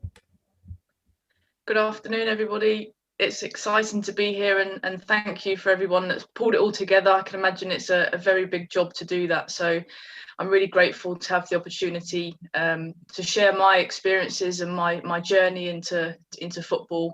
So my name's Roxanne. I've been involved in football probably over 30 years, and that's playing, coaching, and sort of managing. And it's interesting to hear the history of women's football in Indonesia. I just had to quickly Google the years for women's football here, because it was banned in 1921 for 50 years. So we've had our troubles, I guess, in the early stages of women's football. So hopefully I can take you on a journey with my PowerPoint presentation that will sort of show you, if you were 5 years old now in the UK, what it would look like to go through girls' football pathway, I guess. So I wanted to start here with, if you were 5 years old in the UK now, you could be part of this programme, and it is run through the English FA. It's called the Wildcats. It's for girls that are 5 to 11 years old. And hopefully the word that kind of grabs people in this slide is fun. That's what we're trying to do at that early stage, at that grassroots level, is about having fun. We want to introduce girls into football where it's enjoyable, it's social. Hopefully you can see the faces of these young girls that are smiling, and they're there because they want to be there. It's something that's only really started over the last maybe 3 or 4 years that the FA have introduced this. And what's good about this is there's a small amount of funding towards the programme, but the main point is it's the start. It's to get girls to come along to grassroots football clubs. Myself as a Premier League club, we can also deliver it, but also smaller organisations that deliver girls football can also deliver this programme. So hopefully if a girl lives in a certain area, if she moved, she could probably do this programme as well. You know, so it's the same across the country. And this is just to get girls involved, because I believe that this is the key area of engaging girls into football. The challenges we have here is when they get to that teenage level, they're not interested and they drop off. So hopefully for a few years at school, they can take part in the Wildcats programme. And I think I've definitely seen it's an area where we can develop our coaches. So if you have new coaches that are training to do their licenses, having these sort of centres enable the coaches to learn themselves. Otherwise, where else are they going to develop? You can go on a course, but you need first-hand experience of actually delivering with children and how to learn on those courses. So I find that we try and introduce new coaches into this program as well as girls. Next slide. So if you're a 5 to 11-year-old, you then move on to what we call secondary school, and this is where you're 11 to 18. So there's an initiative with the FA where every girl has equal access to football in schools. And again, this is an area of development. There's still lots more to do in this area, but what it's saying is that if a girl goes to school and they're 11 years old, they should have access to football, whether it be in a school actual class, and a lunchtime class, and after school, but they have access to football. And again, I remember 20 years ago when I started coaching and I went to schools, I probably only had 2 or 3 girls attend a football club. Now, if I go, I probably would get 15, 20, maybe 30, sometimes 40. And I'm sure Kasia would probably echo that, is that now we've got an opportunity where we can go into schools and get girls to play football, whether that's competitively or recreationally. I think that's what the key is as well, is that not every girl wants to play competitive. Sometimes they want to just have fun with their friends, and that's okay. So it's having that opportunity. So again, I'm moving from a 5-year-old to 11-year-old. And if we go on to the next slide, this is another area where, can we move on to the next? That's it. Again, another area of development. It's new in the UK. It's everywhere in the UK, but it's still a challenge. So girls that are 16 to 18 can still go to school, can still get their qualifications of education, but alongside that, the football clubs provide the football opportunities. So maybe 3 or 4 times a week, they will do football training at school or at a local facility, and they can play against other centres like this. So this is just an example of Chelsea. Chelsea have these. There are other clubs that deliver them. But again, I'm trying to show that there's a journey that if I'm a girl and I'm going to school and I want to carry on playing football, there are opportunities for them to do that. And again, it's an area of development. They are growing, but it takes a bit more time in this one. Next slide. So this is probably the area that I sit at the moment. The Premier League Charitable Fund provide us with money, funding, that can go towards our clubs delivering girls football.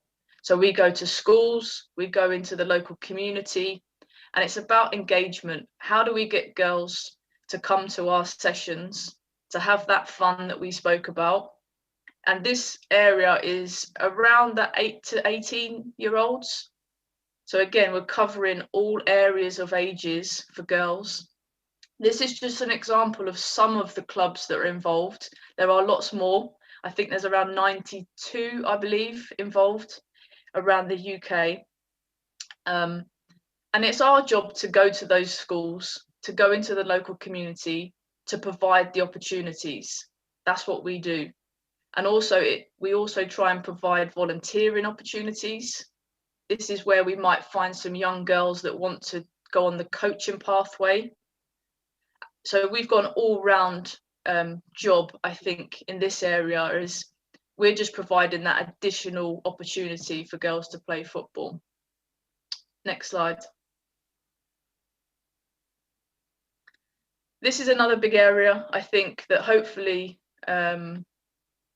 we can provide. So the Women's Super League here in the UK, only in the last couple of days, there's been an announcement that the TV Sky will be playing the games live.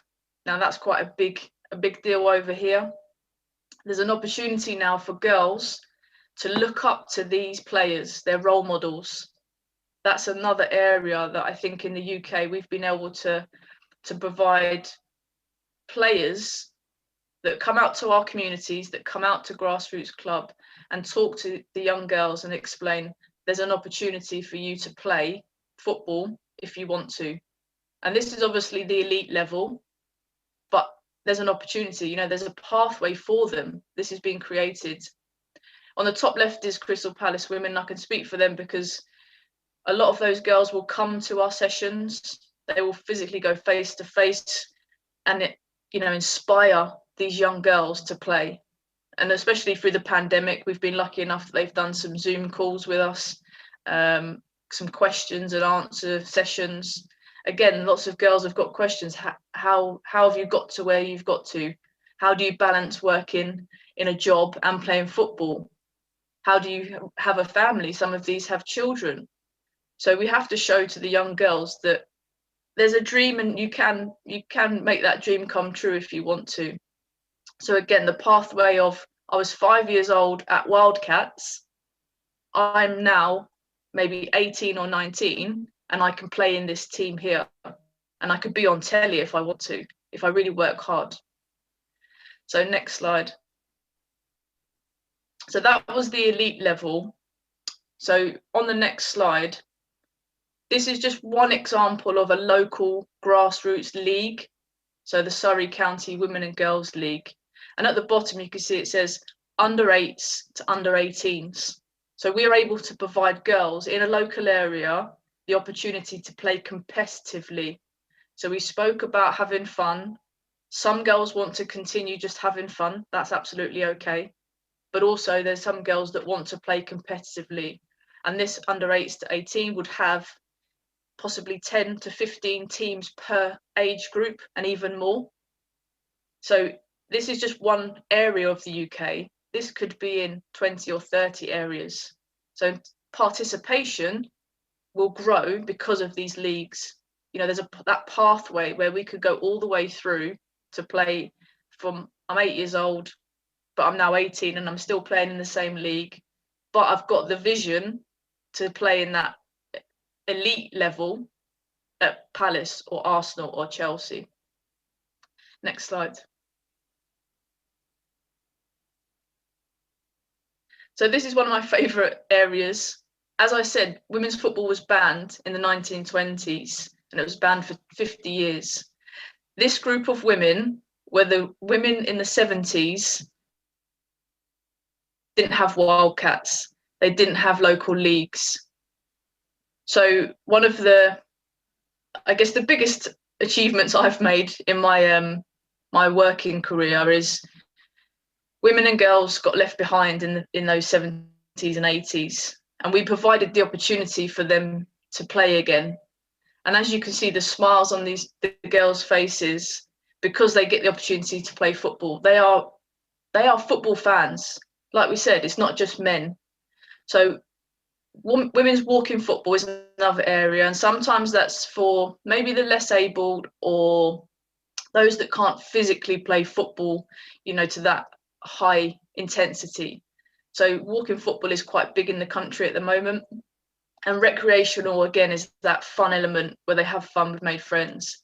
And this is just some examples here of when I started this in 2016, and they're still going now. And there's a couple of ladies that have played for England walking football.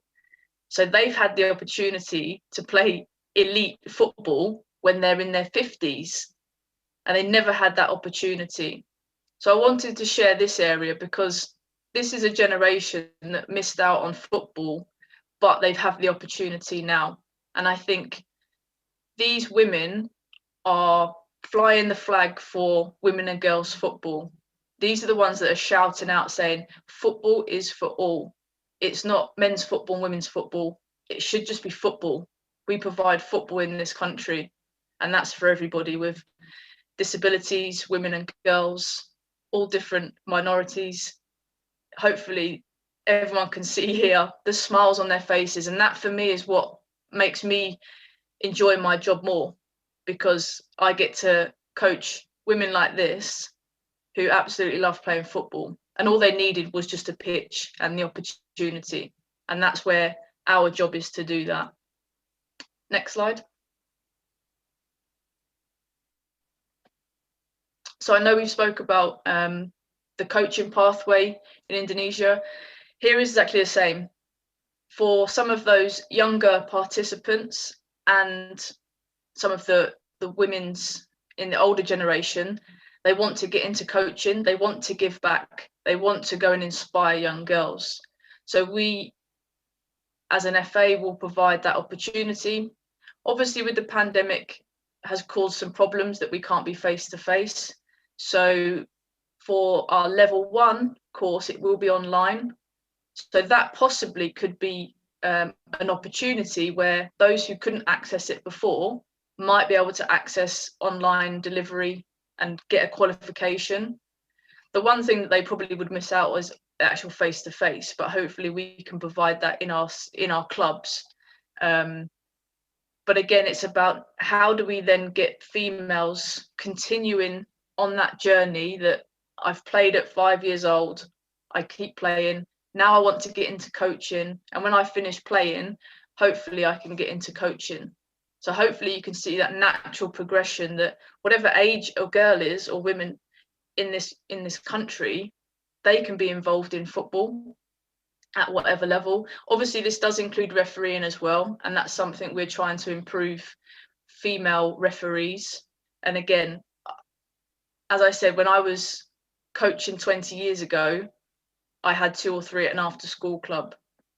I think my top tip is this: it's a long journey. We haven't done this overnight. It takes some time, but it's about providing those opportunities. So here it's about inspiring next generation with role models, and hopefully myself and Kasia are those role models to the younger generation to say, look, you can have a career in football, whether that's playing, coaching. Next slide. So this is my last slide. Hopefully the journey of a 5-year-old in the UK up to, I guess, 60, 70-year-olds now is because of this.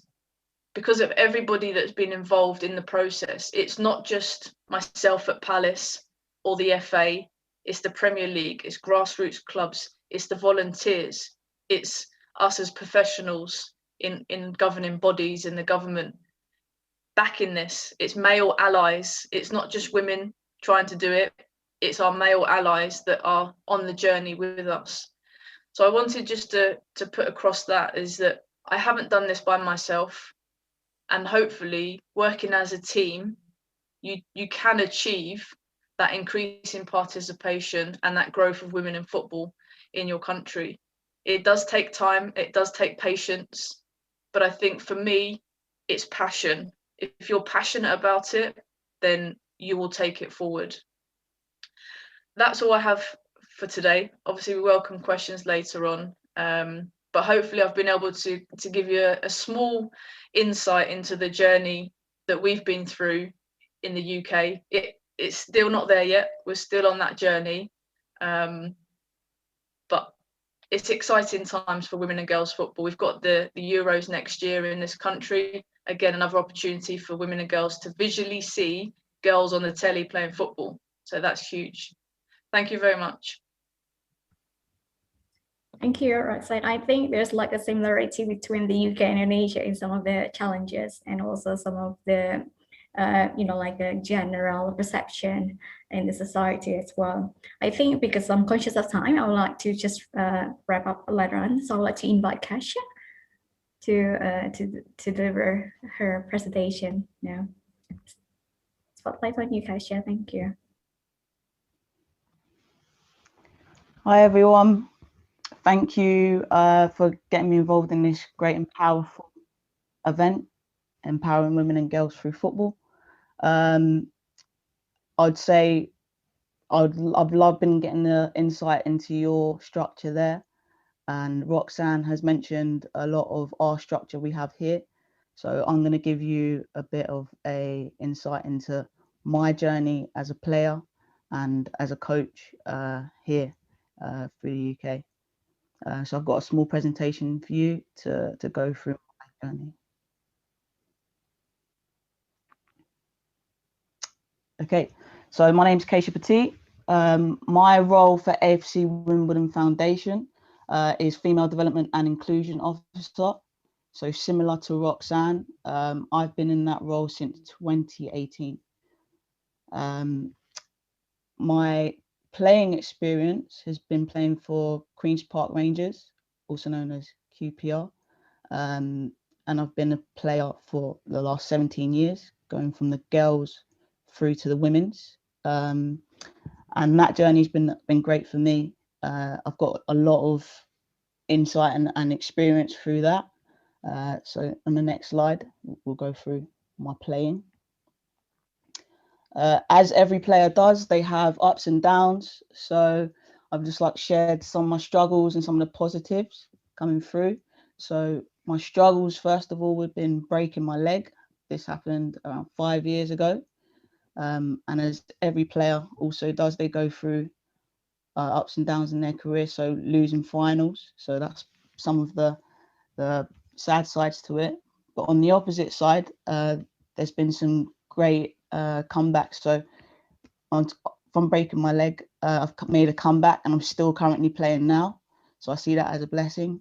A picture below shows me playing for my local county, Middlesex rep team, and captain in that. So it's a very proud achievement for myself, and still been playing in that, and hopefully we'll be going back to that as well while still playing, and also coaching the under-16s in grassroots, also for QPR, and coaching them towards winning finals. So that's some of my positives as a player, and also going in a little bit into a coach. On the next slide, my football journey as a coach. So as I said, I've got a lot of experience in coaching, starting volunteering at a young age. As you can see, there's a couple of pictures below. I started volunteering through some soccer schools. So if we click again, I'll take you through a couple of the programs that I've worked on. So if we just click through. So I started my journey working at Queen's Park Rangers in the Community Trust as a casual coach. So this had me involved in working in schools on a Premier League funded program, which is the Primary Stars program. So this is coaching within schools in PE, so within school time, and also extracurricular, so after school clubs. Another funded program from the Premier League, which is Premier League Girls, which is based at teenage girls, providing free sport, again, after school, just allowing girls to basically experience, socialise, and making sure they have fun through football as well. As well as that, I've worked on multi-sports Premier League funded program called Multi-Sport Premier League for Sport, which also provided for teenagers sports they can socialise in, and as well as disability programs as well. My new role at AFC Wimbledon has seen me provide through Premier League Kicks, a Premier League funded program, which allows teenagers in the community to play football within a safe environment. So that's for boys and girls going through. And as Roxanne touched on, the FA Wildcats program, where it's for girls that are beginning their football journey. So allowing them to, see football in a fun way, and really make it exciting for them to try and stay into football in that primary school age. Through this experience, it's allowed me to start as a girls player development centre. Now here, girls mainly have one session a week of training, and then a match, which is probably an hour of training. So that's not really enough for girls to really develop their football skills. So I decided when I started my role at AFC Wimbledon to start a session that really allows them to develop their football skills, and also provide a pathway and a link to local grassroots teams, in case they want to develop their journey and really go to the top and the professional level that they are now on the pathway to get to. So I've got some pictures below which show the opportunities that my role has brought me. So at Queen's Park Rangers, I've got a picture on the left here which shows me meeting Prince William, and that's through our Primary Stars program. And it's really just, we're actually having to speak there about, you know, how far this program can really go and these opportunities for the girls. And on the right, that's my player development center, where the girls are really listening in and trying to basically take in as much information as they can about the game tactically and technically, and really develop their skills on that. So the next slide.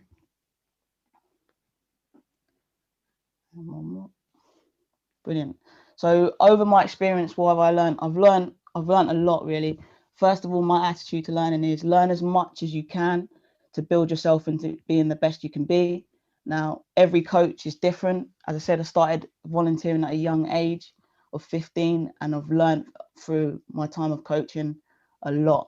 I started doing my coaching at quite a young age. By like 18 years old, I was on my first level 1. So through that, through different coaches and my own journey, being creative, I think is really important. And also a structure, which is really good and key. So through the Premier League Girls program, I learned that quite a lot, that weekly topics can really help keep girls engaged. So in football, you have different positions. So you have defenders, you have strikers, you have wingers, and everyone's going to be good at different things. So by having your weekly topics and building up to a competition towards the end of it, it can really you know, encourage the girls to stay involved and really help them know what they're good at. So structure is definitely good for that. And most importantly, fun, which was, you know, really put into context in the Wildcats program. Fun is key because you want to keep them coming back every week. And if they're having fun, they're going to do that. Also taking a lot of things from other sports, I think is very important.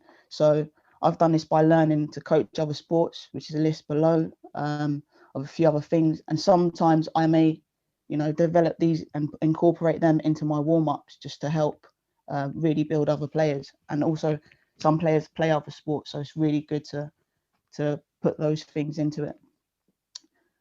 Next. Future goals. I have a lot of future goals for myself. But personally, I would love to become a UEFA B qualified coach.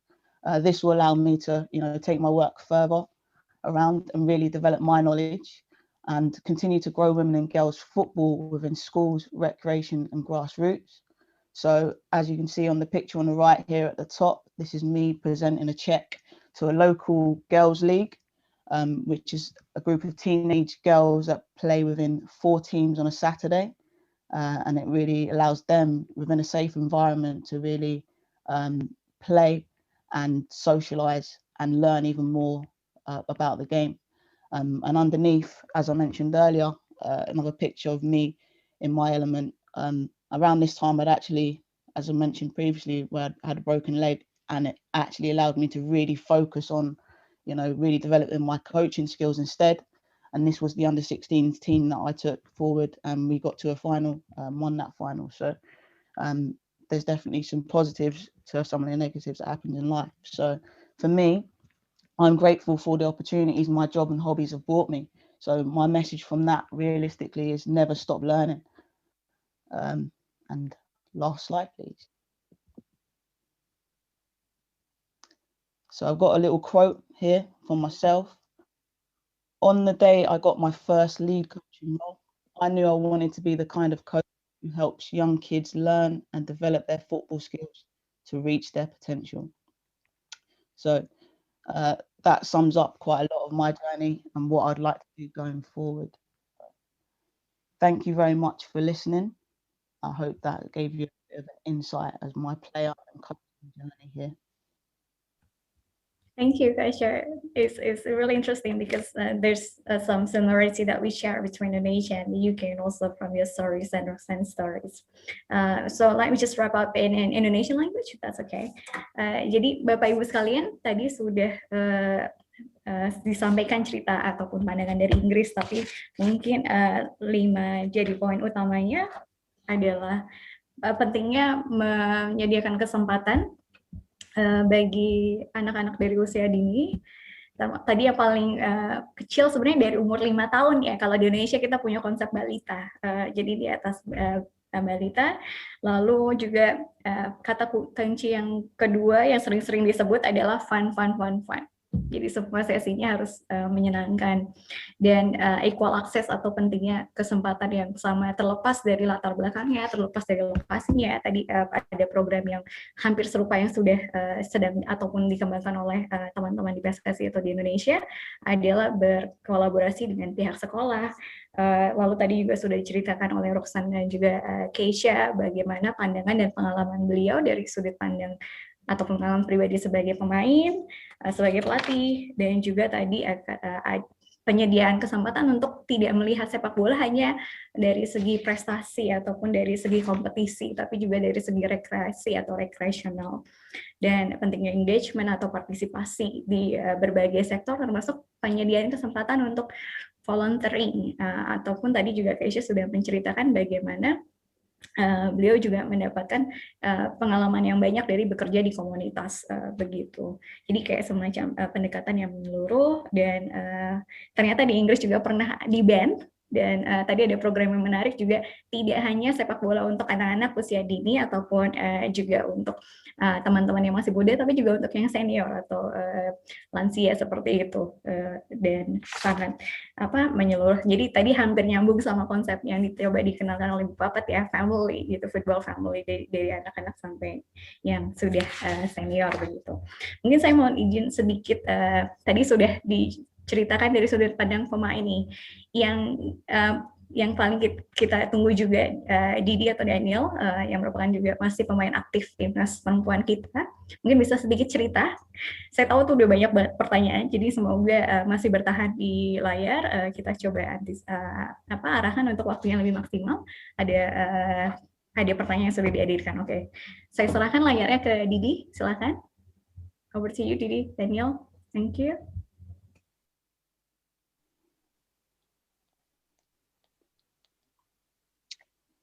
Hi, everyone. First of all, I wanted to say that it's an honor for me to be here speaking and sharing my experience to everyone. I think this is a great stepping stone for PSSI to be working alongside the British Council and further developing the sport at structural level. So I wanted to say thank you for giving me the opportunity to speak on this digital platform. And just a brief introduction, my name is Daniel Daphne and I play football for Indonesia's women's national team. My fascination with football, it first grew when I was 6 years old, when I was watching the final game of FIFA World Cup between France and Italy. However, my parents weren't so keen about the idea of their daughter playing football, and it took me about another 3 years to convince them.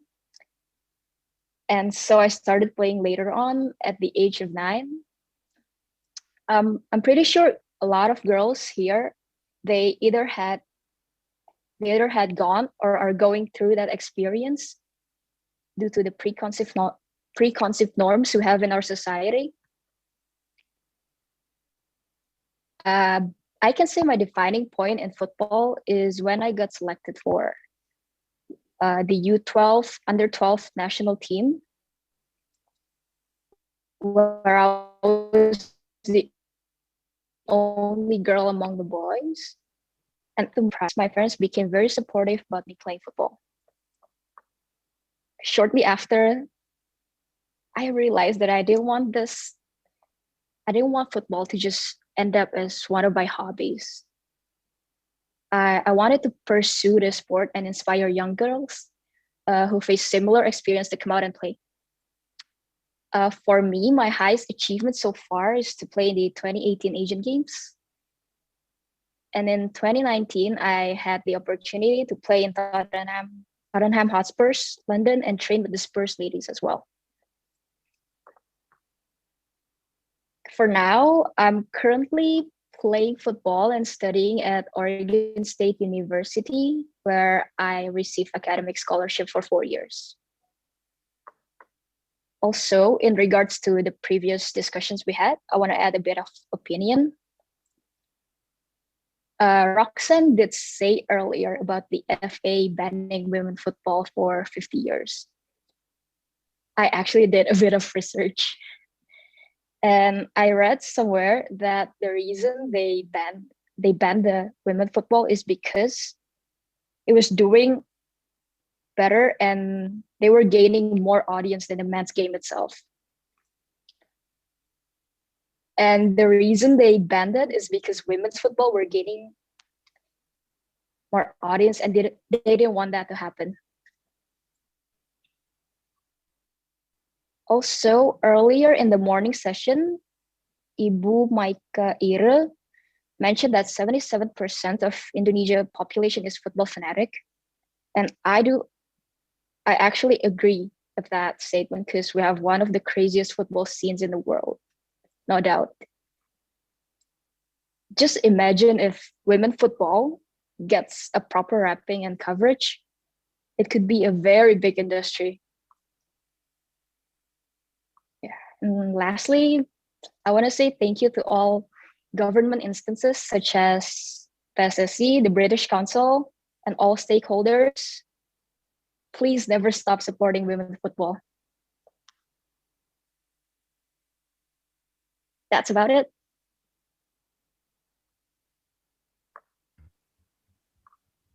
Thank you, Daniel, Didi. So it's such a refreshing to have you as part of the new faces of Indonesian football as well, even though you're connecting from our yet live. Thank you so much. Jadi terima kasih banyak untuk para narasumber. Thank you so much.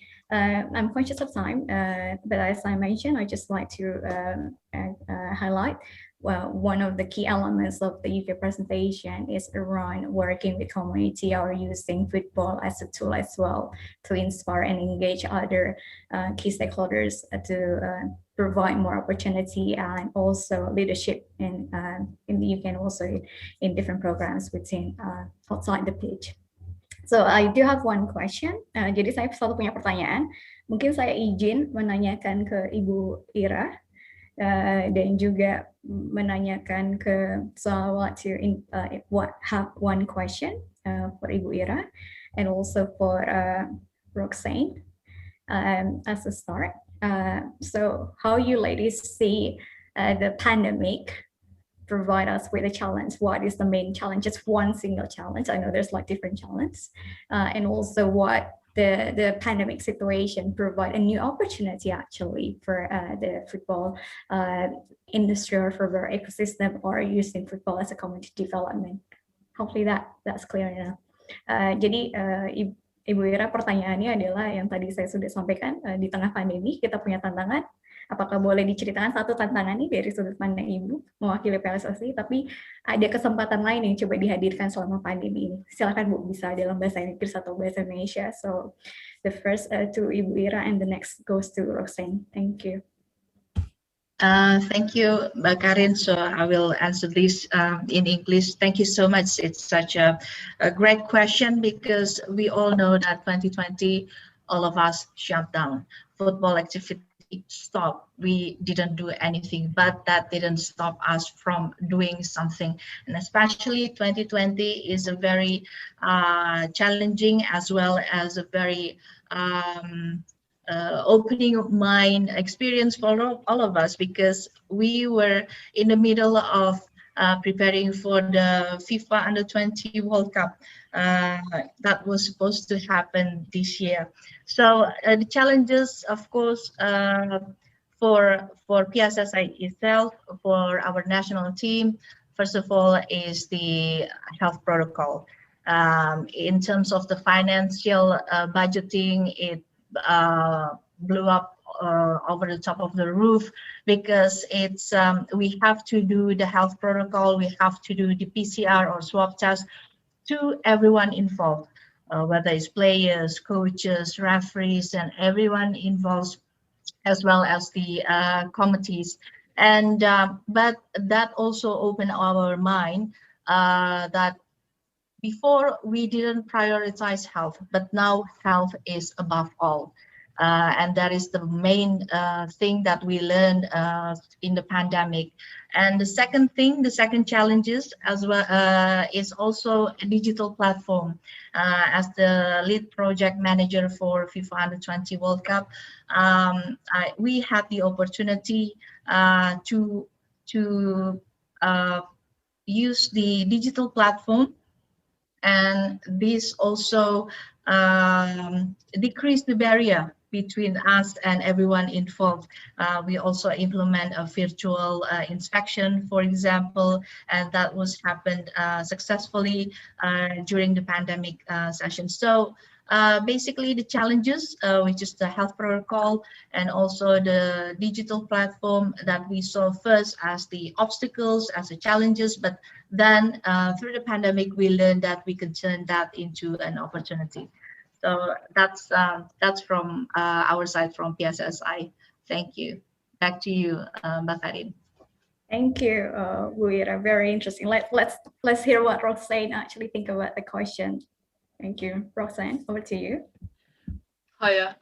So I think if we're talking about pandemic in the UK, we've had 3 lockdowns where it was full lockdown. And today actually is the anniversary 1 year ago that the country went into it, the first lockdown.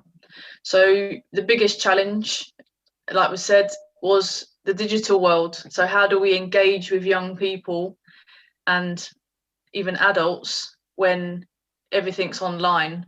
So I think the first lockdown, it was very new. We weren't doing Zooms, we weren't doing these calls. Now we're into sort of the 3rd lockdown. We've caught up, we've been able to provide those Zoom calls, whether it's physical activity or just socializing.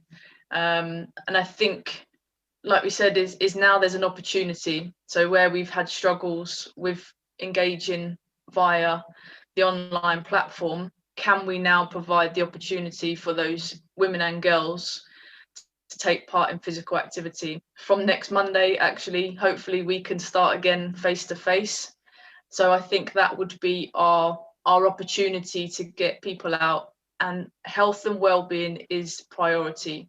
How do we get people out of their homes and onto the football pitches, even if it's just for a chat or a talk, and then slowly get back into the physical activity?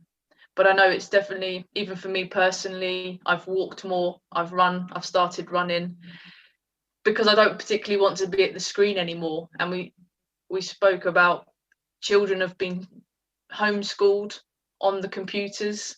Everything is on the computer. So we've probably exhausted the resources. So it's really exciting now that we've got next week in the UK where we can start providing that face-to-face actual playing with a football, which is really exciting. Thank you, Roxanne. Hopefully Indonesia is going to be able to catch up with the UK on the element of having the face-to-face. But thank you so much for answering the question. Yang berikutnya saya mungkin bergeser. Jadi kalau boleh teman-teman, saya mohon izin ada agar tidak lebih lama dan memaksimalkan waktu. Jadi masih ada 3 pertanyaan ditujukan ke narasumber yang sudah hadir. Jadi 1 pertanyaan untuk banyak sekali pertanyaannya, tapi mungkin saya mohon izin teman-teman yang sudah bertanya untuk saya coba bantu. Mungkin pertanyaan yang berikutnya saya tujukan ke Daniel dulu.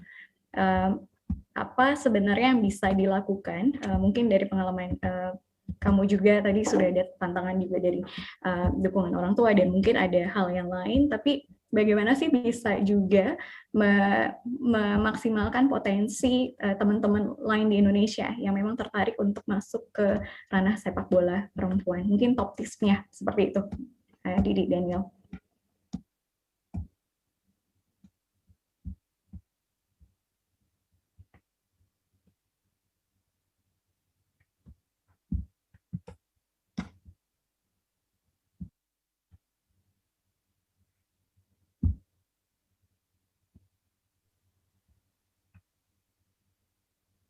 Hello?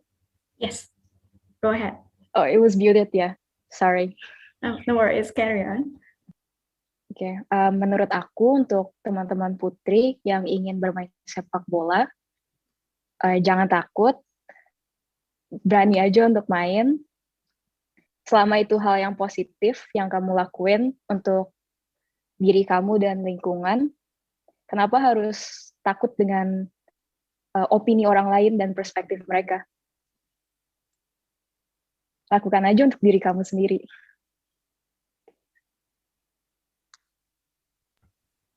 Oke, terima kasih. Jadi yang pentingnya dari diri kita sendiri ya. Kalau yang pengen main pasti nemu jalan ya. Begitu ya kurang lebihnya. If there's a will, there's a way. Yes, thank you. Yang berikutnya, saya mungkin izin, Bu Papat banyak fansnya, banyak pertanyaan, saya coba rangkum ya Bu, nanti mungkin saya simpen dulu. Tapi yang berikutnya saya coba arahkan ke Kasha dan juga Roxanne. Two question actually, Kasha, you got two question, and similar question for you and also Roxanne. So the shared question is, among different challenges that Indonesia have, like you hear about that already, what will be your suggestion as a matter of priorities? We have some issue around like working or keeping children safe, around the pathway and that kind of thing. If we can just speak and learn from your experience, what would be the priorities, kind of like between all of that, what will be the advice for you to give us around the priorities step? So that's the first. And the second question for you as well, Roxanne. What role should brands and the media play in developing inclusive ecosystem? I assume it's around football, so more young women are able to play. Okay. Would you like to do the first yes. one? You'd like to kick off, Ash? Over to you. Thank you.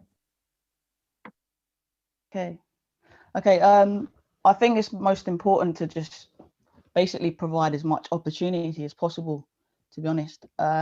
So making sure that you've got, enough opportunities for girls to be able to play. In terms of keeping safe as well, that's obviously going to be key in this time.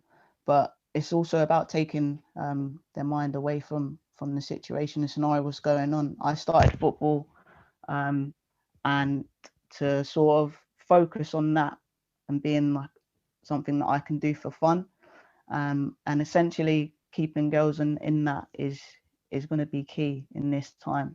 So making sure that you've got a nice safe environment for them to play in, something for them to get away from at the moment in terms of like school and education when they need it, can actually really help them relax their anxieties about things that are going on in the world.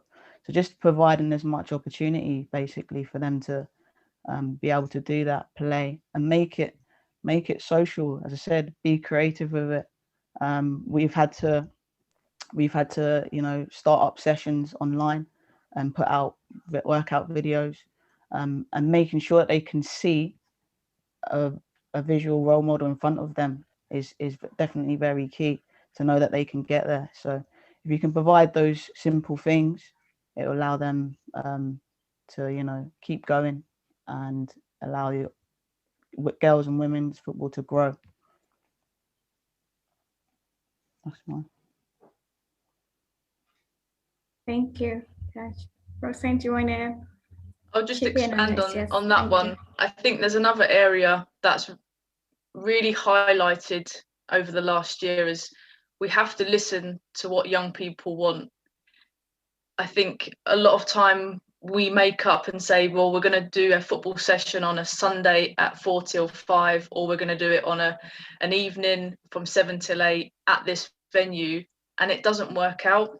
So my advice is we have youth forums. So we get groups of young girls together and we ask them, what do they want? Even the recreational, the walking football, what do they want? When do they want to play? How do they want the session to run? Because then you're going to get more success. So it's great to provide the opportunities, but we don't have to dictate what that is, because a 16-year-old girl thinks very differently to a 37-year-old woman who hasn't been in that environment for many years. We can do the session, we can put everything in place, but I'd rather listen to the young people and hear what they've got to say. So I would definitely encourage in schools, in your local communities, is get a group together and ask them questions, because they will probably come up with the answers. And hopefully, as professionals and as organisations, you can put what they're wanting into play. So I think hopefully that is what we have learned over the last few years, is listen to what they want. Thank you. Probably just a last addition around whether one of you could actually help just very quickly around the role of the media play as well. Yeah, I think, like I said yesterday, there was the announcement here that there'll be much more TV coverage of our women's football. There's also an app that we can watch football on. That's probably where the last season has been, where the FA has live matches from the very top league, and I think 2 below that, where we can, sit on the sofa and watch a football match, where we weren't able to before, especially in the pandemic. We've been able to watch more football online than I've ever watched. But I think it is important that you have your sponsors, your backing from the media, because you need to make it visual for the girls and the women. They need to see that there's something out there for them, and that could be whether it's as posters, as flyers, depends how things work in Indonesia, but here it's on apps. It's people being your allies, not just women. It can't just be us as passionate women in football. It has to be the men's football teams. Do they have women's teams alongside them? So here, that's what we're trying to improve, is that every men's team, there's a women's team, and then there's teams below that. So I think it's really important that everybody has their part to play in promoting positivity. It is different. Women's is not the same as men's football. We can't compare that because it is very different. And I know that it was said earlier about women have got to hold their own and show that they're just as good, but it is slightly different. It's a different game. It looks different. They play it differently. Yes, it is still football, but there comes a lot more social aspect to it. You might have people that just go to the games and they don't play, which is absolutely fantastic.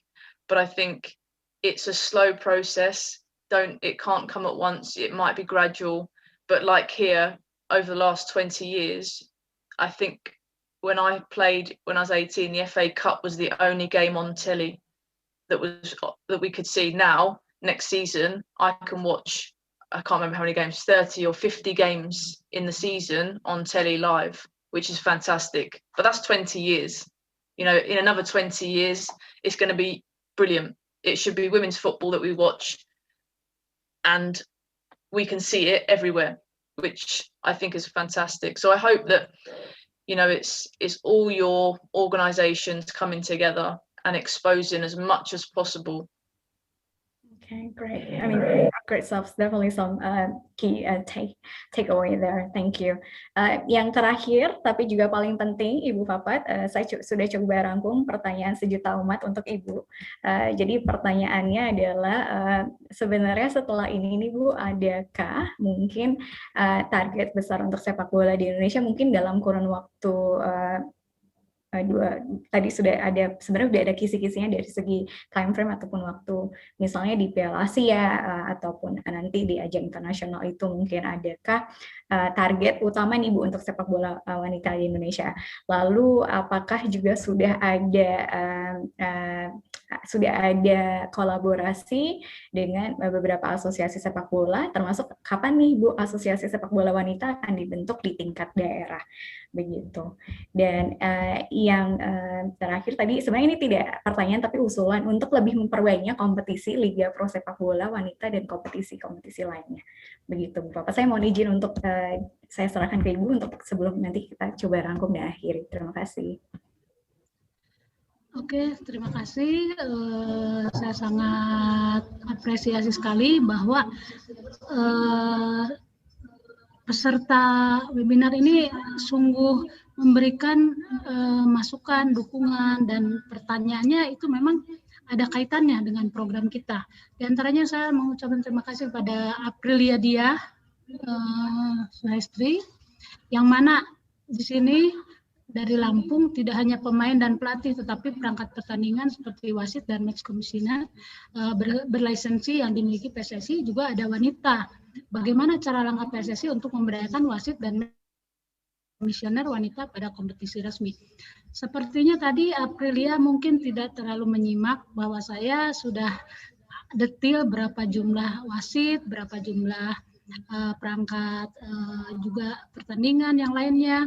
Nah ini tapi saya coba lagi, PSSI memiliki program kerja jangka panjang dan juga program tahunan untuk meningkatkan kompetensi wasit, pengawas pertandingan. Tentu salah satu kompetensi untuk yang terus ditargetkan di tahun mulai 2021 ini, didukung oleh anggota dan pemerintah, akan menyelenggarakan kursus wasit yang berlisensi. Walaupun sudah ada tadi jumlah yang sudah selama ini melakukan tugas, terus homogen dan juga workshop pengawas pertandingan. Ini juga perlu kita budayakan, karena mulai ke depannya bahkan sekarang sudah ada aturan bahwa perangkat pertandingan di dalam event internasional dan nasional itu harus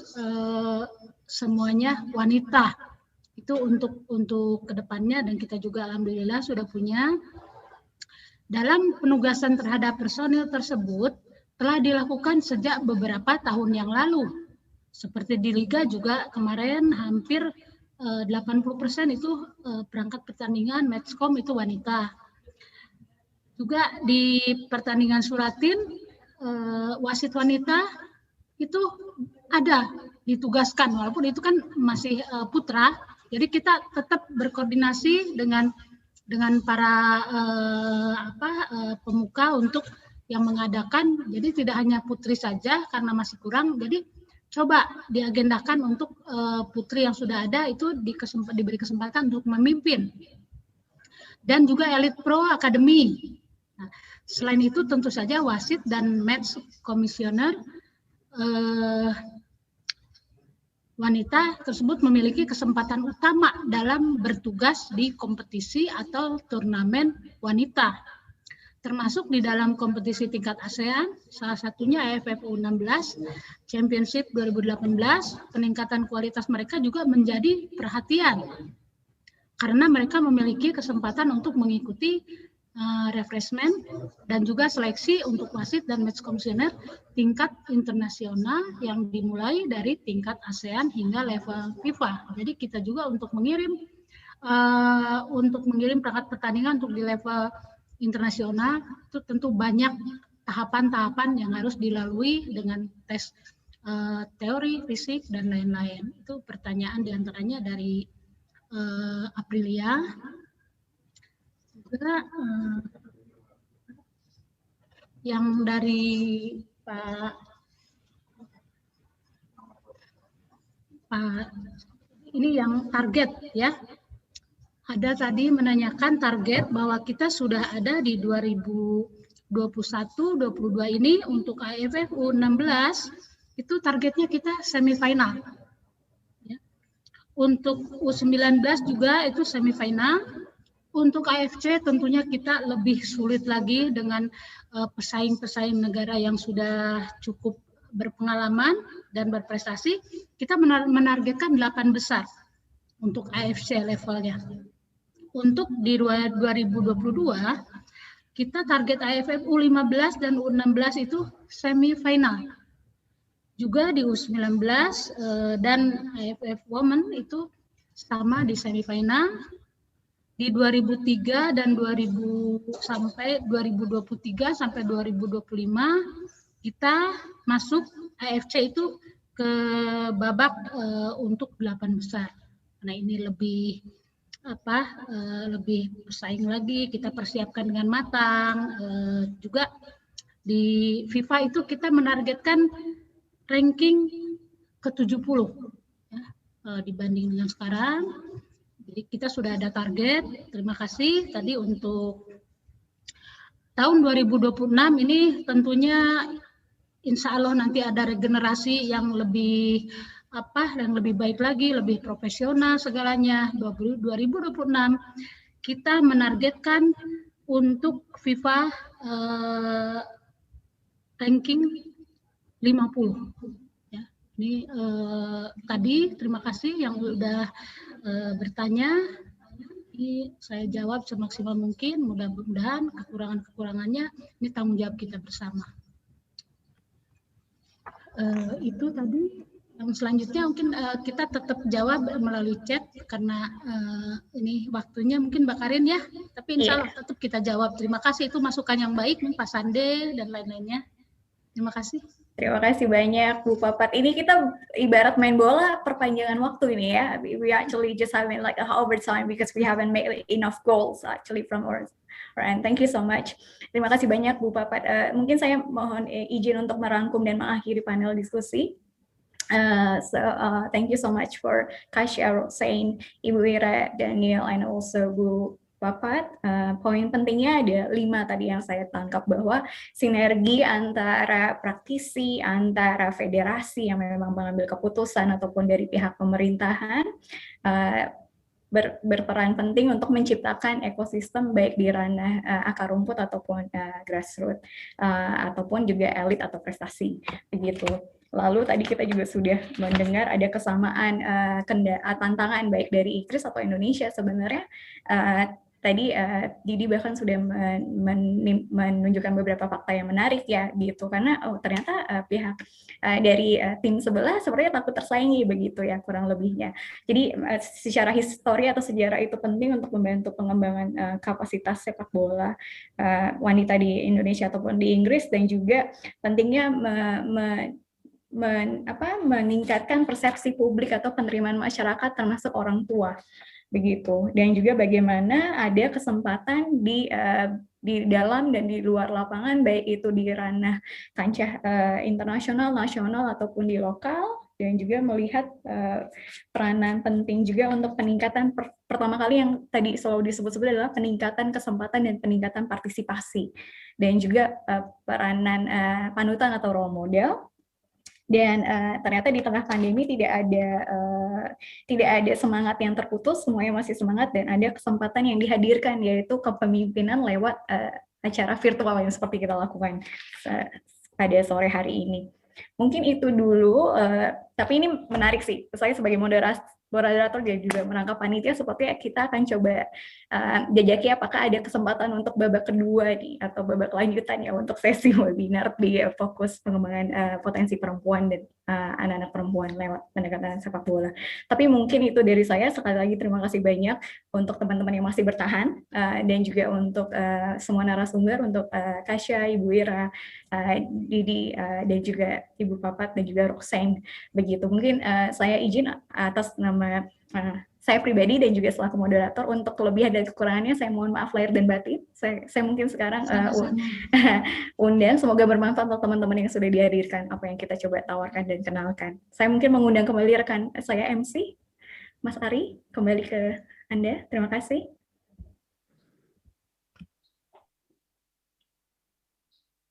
Thank you so much, Ms. Kartini Sinetyo, who has guided us on the panel discussion. What a wonderful panel discussion that we already learned a lot about the women empowerment in football. Now we step to the next agenda. There will be a closing remarks from the British Council Indonesia. To Mr. Hugh Moffat, you may have the floor.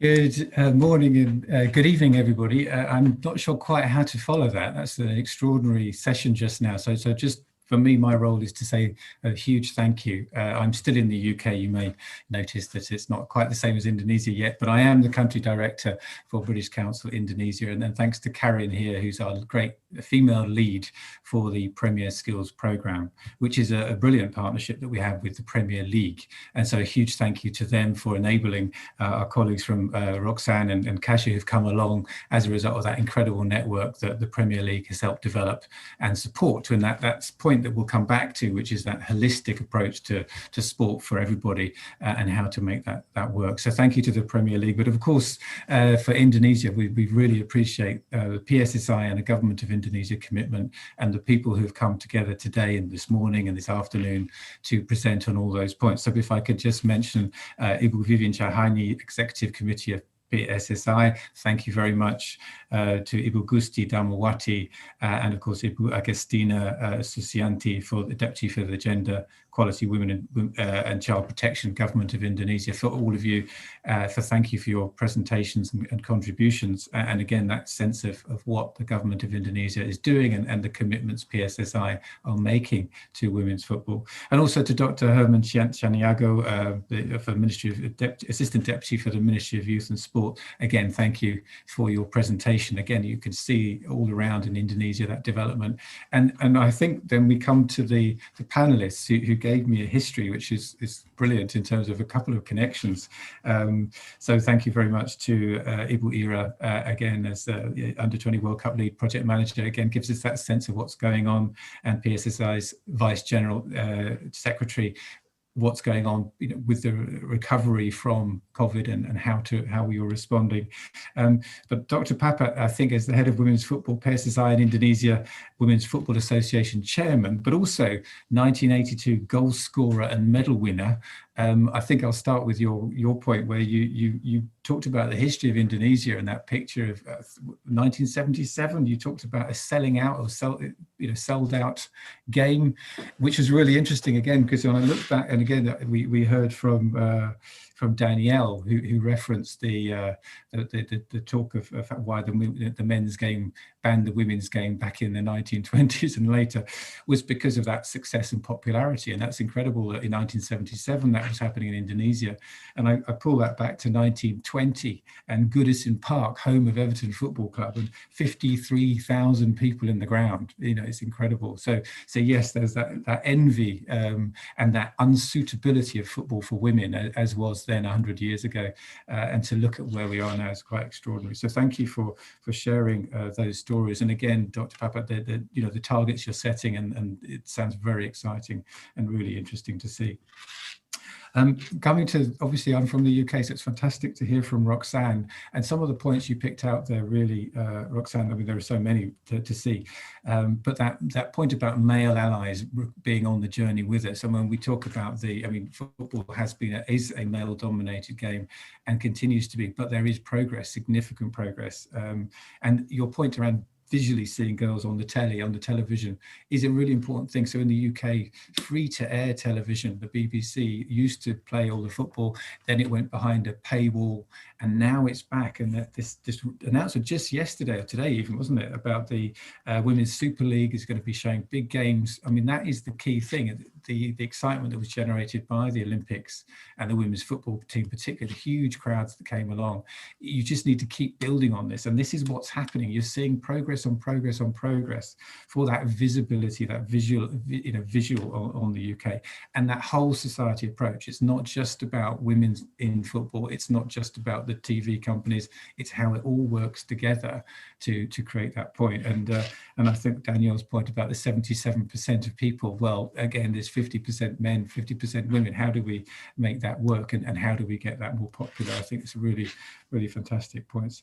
So thank you, Roxanne. And to Kasia, I thought your points on your personal story, and it's fantastic you're still playing after that breaking your leg, and the point of going into coaching early is interesting, isn't it? How do you develop that passionate player, but move in, inspire other people, and I think that's quite remarkable that what you've done there.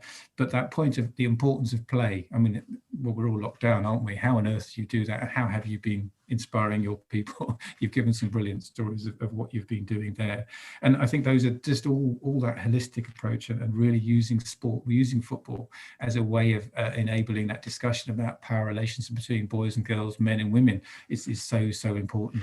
So all power to you for that. That's fantastic. And finally, to Danielle, I thought your presentation was brilliant in the way you presented, and what an inspiration, what an amazing person to be where you are. But again, that connection back to where we had Dr. Papat, the role you play. I can see you doing that sometime hence after a very successful career, Danielle.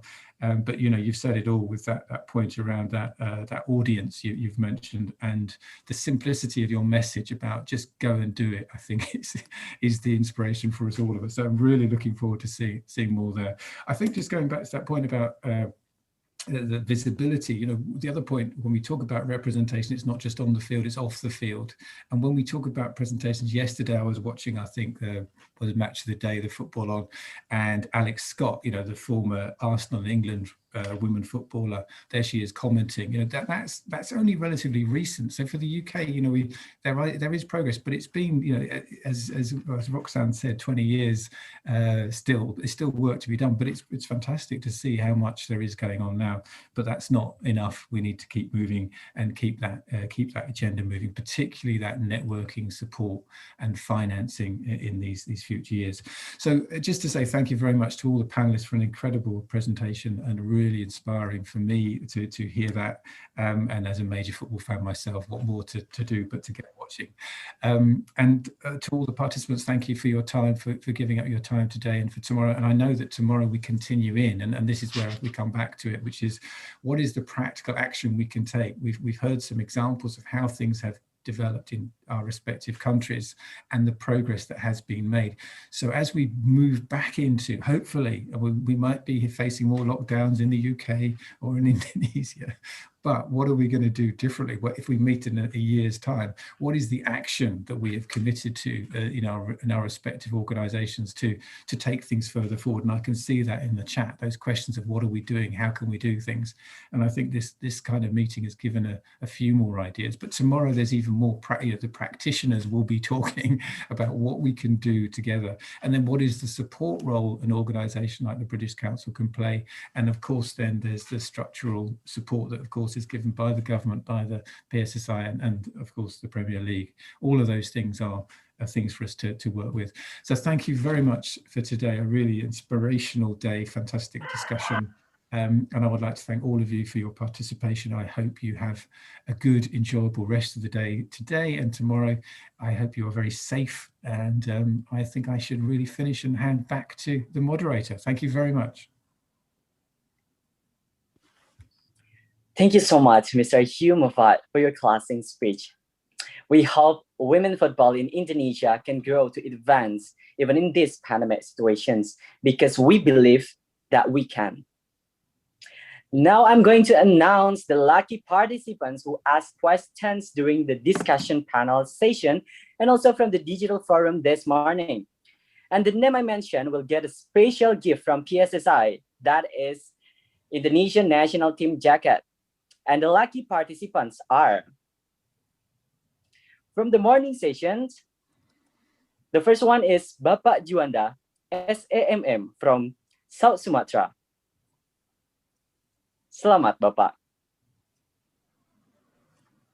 And the second one from the morning session is Dr. Randa Yulia Trisamita.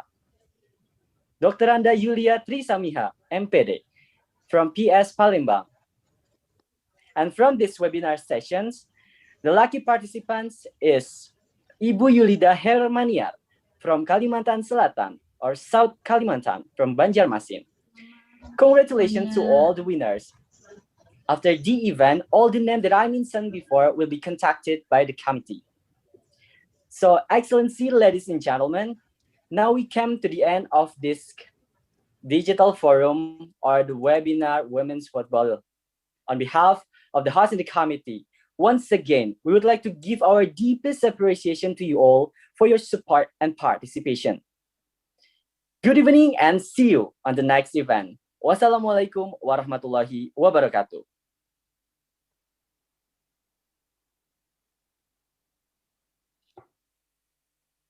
Bye-bye.